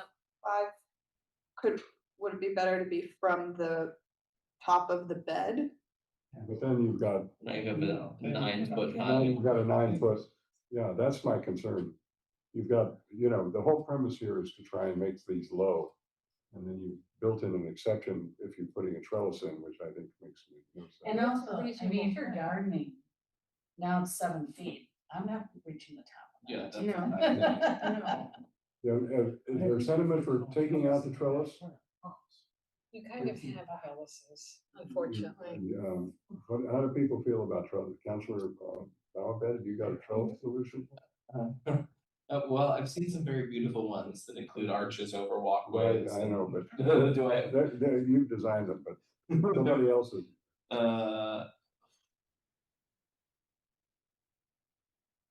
How about, do we need trellises? Can we take trellises out? They're gonna exist. They're gonna exist. They're gonna have, yeah, I would even say from the height of the bed, it needs to be, I'm making these things now. I have to tell you, I'm making roving garden beds in my lot. And I'm creating a fence structure. But if you want to do that, do it inside, The commission. do it outside the setback. Yeah, they're not, but they're rolling, they're moving. They're moving, So she can do that. fence. So you have to come over and see them, but my trellis is gonna be 4 feet. Yeah, I think 4 feet is. 4 feet is a, cause I have tomatoes. Yes. And I've got a a shelf that's 2 feet above the ground. And so I'm up to 6 feet, but I'm roving. I'm not in the setback. Commissioner. Just moving along. Yes. Following the sun. You can put the trellis in your raised bed if you're not in occupying the Correct. setback. Yes, yes. So just I for would the- take, just I for would the- take the trellis out. Why do we plant the trellis? Right, Well, well, because the trellis- front setbacks are very big, 25 feet, and usually it's your house, and then sometimes in the smaller lots, you have nothing in your backyard. Sun is the only place you have it. That's right. I'm So- not troubled by that, but I'm troubled by a big tall structure because you've added it to the whole thing, the whole idea here. It's fine. It's the- So we've got it now, So where it's 4 feet in the side and the rear, and they're not allowed apparently in front in this, with this language, right? Which is a problem for people. Oh, Is that- well, but if you're growing tomatoes, you have to have it. Well, Just Or if you're growing, It's fine because it's 5 feet back anyway. It's 5 feet back anyway, right? What's the front side? yeah, 5 2 feet. feet high in the All front. right, let's see where we are. I have a sense that the committee is in favor of half on the side, 5 on the rear, 5 on the front with a limit of 2 feet in the front. The question is, do we need trellises at all, or do we need trellises at some location, or where are we? I think the trellis is an exception that swallows the rule, and I wouldn't support it. I don't see an advantage to it. But members of the committee have to decide this. Well, if we don't put trellises in there, then there's no rules on trellises, and they can put them anywhere. They can put them in, as long as they're not in the setback, they can have a trellis. But where does it say that? Is a trellis on its own a structure? Oh, yeah. Well, Yes. The trellis is a bed. That's the trellis is structure. Yes. Yeah, there you go. Trellis is a Yes. structure. Yes. What is he saying? A trellis Yes. is a structure. Yes. It can't hold itself up. How can it be a structure? If it's gonna be fastened to the bed, it will be part of the structure. Okay. So, If it's not fastened, is it temporary? It's just in dirt. oh God, let's not go there. I mean, it would be required only for plants to be, hung off of, I would imagine. So it could be temporary, but, again, you don't want to go too high with these things. 4 or 5 feet, no more than that. Measured from the grade Yeah. would be suitable. Troubled by that. I'm troubled by measuring it from the bed. Okay, that's great. Okay. So 5 feet from the grade, that's Yeah. probably not gonna, Yeah, you so won't then have they need to tomatoes be in the front higher. yard. They could have a 2-foot deep bed, and then there's another Yeah. 4 feet above it then. Yeah. All right. Okay. So I think you're talking 4 feet in height, period, right? Well, we said 5. I mean, Yeah. 5 feet from the grade. I have a question regarding trellises. If, in the front yard, you had, say, okay, how deep can the, beds be? They're no higher than 2 feet. No, but deep. They can be a maximum of 4 feet wide. 4 feet wide and 8 feet long? yeah. 10. 10, okay, 4 feet by 8 feet. Okay, if the 4 feet dimension straddles the 5 feet from the property line, so you got 2 feet in the setback, or 2 feet in the low area permitted, 2 feet behind in the anything goes area, could they put on their 2-foot high raised bed, could they put any height trellis they wanted in the back of it? Yes, Okay, well, that would be a way to do the trellis in the front yard. that's why I was, yeah. Okay. So what is, I don't understand. So So write that up and put, So that, Yes. so under Councilor Malachi's version or idea there, comment, you could still have a trellis in the front up to 5 feet, as long as part of the raised bed were still outside of the setbacks, and the trellis were in that part of the raised bed. But our setbacks in the front are really deep. Right. Yes. So if you're at 5 feet, at 5 feet, that raised bed is not at the outside of the setback. Right. They're Very 15 feet deeper. Yeah. So it would be a separate raised bed that could have it. I think that's relatively rare. I guess the question is where a trellis is gonna go and how high can they be? Where are we now? 5 feet, we're 5 feet from the ground. From the grade, Yeah, great. okay. And in the front, you want to allow it in the front? That makes that raised bed effectively 5 feet high rather than 2 feet. Hard to get, I would be happier if you just had it in the back and the rear. Because I think you want to keep the front basically untrellised, if you want, if I can put it that way, for all the visibility reasons we just talked about. But you're 5 feet back from the lot line. Hmm. You're 5 feet back from the lot line, so I don't think you're gonna have street visibility problems. Well, that's why we went to 2 feet to begin with, I thought, to limit the effect of that. And you're adding a trellis to it. I Your think you- farmers can be 3 feet tall, so you got 5 feet already.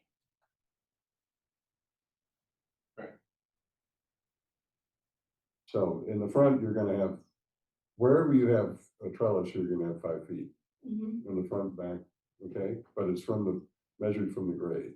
Yeah. But the other ones in the rear, does that have to be only 5 feet from the grade?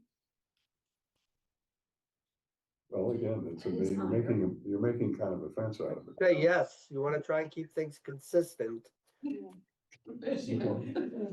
All right, so let's see, time out, guys, it's 10, I'm trying to get us out of here by before midnight.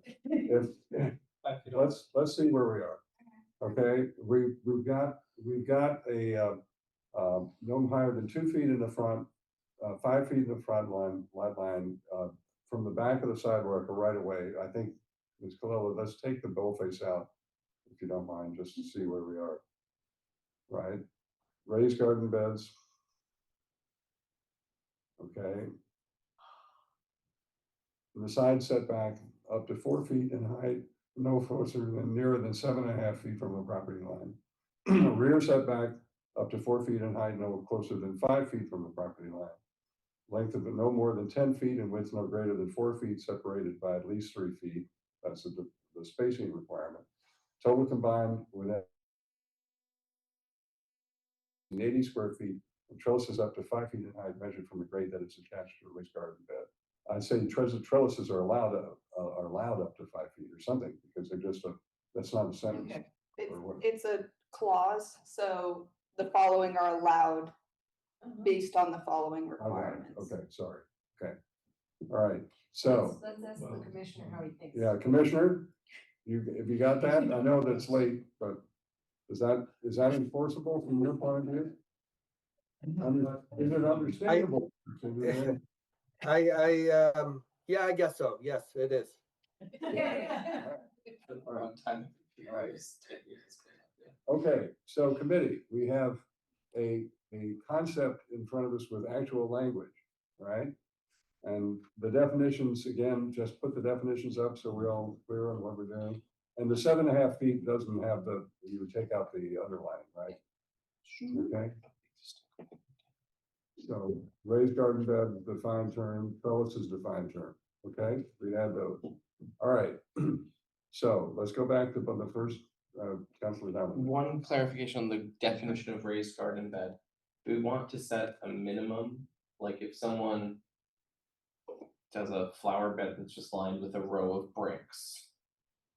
They can do it. Why have a minimum? Yeah. I mean, if it's just lined bricks, they can do that right up to the sidewalk. Oh. We're only talking about raised.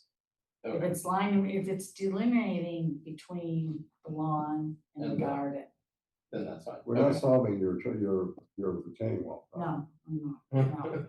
That's gonna work with, that's gonna be a complaint driven. Yes. Right. Yeah. But at least, I mean, it's a fair point, but in the interest of simplicity. That's great. where Yep, we're at, fine with me. Okay, all right, so. Do I have a motion to approve? What a surprise. Okay, I'm gonna just indicate that I'm gonna abstain because I think the debt was not deep enough. That's just me. All right, all those in favor will say aye. Aye. Aye, okay, I got everybody aye, opposed, abstaining, one. All right. So we have a vote of 6-0 to 1. that correct? Yeah, I just want to say thank you, Chair. Yes. Thank you, committee. All these compromises. Well, I told you I was gonna try and get this done tonight. Good work, team. Yes. All right, folks, I think we, thank the planning department, or planning department, I'll say. Okay, so look for thank you for slipping on. Yes. Thanks, everybody. Okay. I like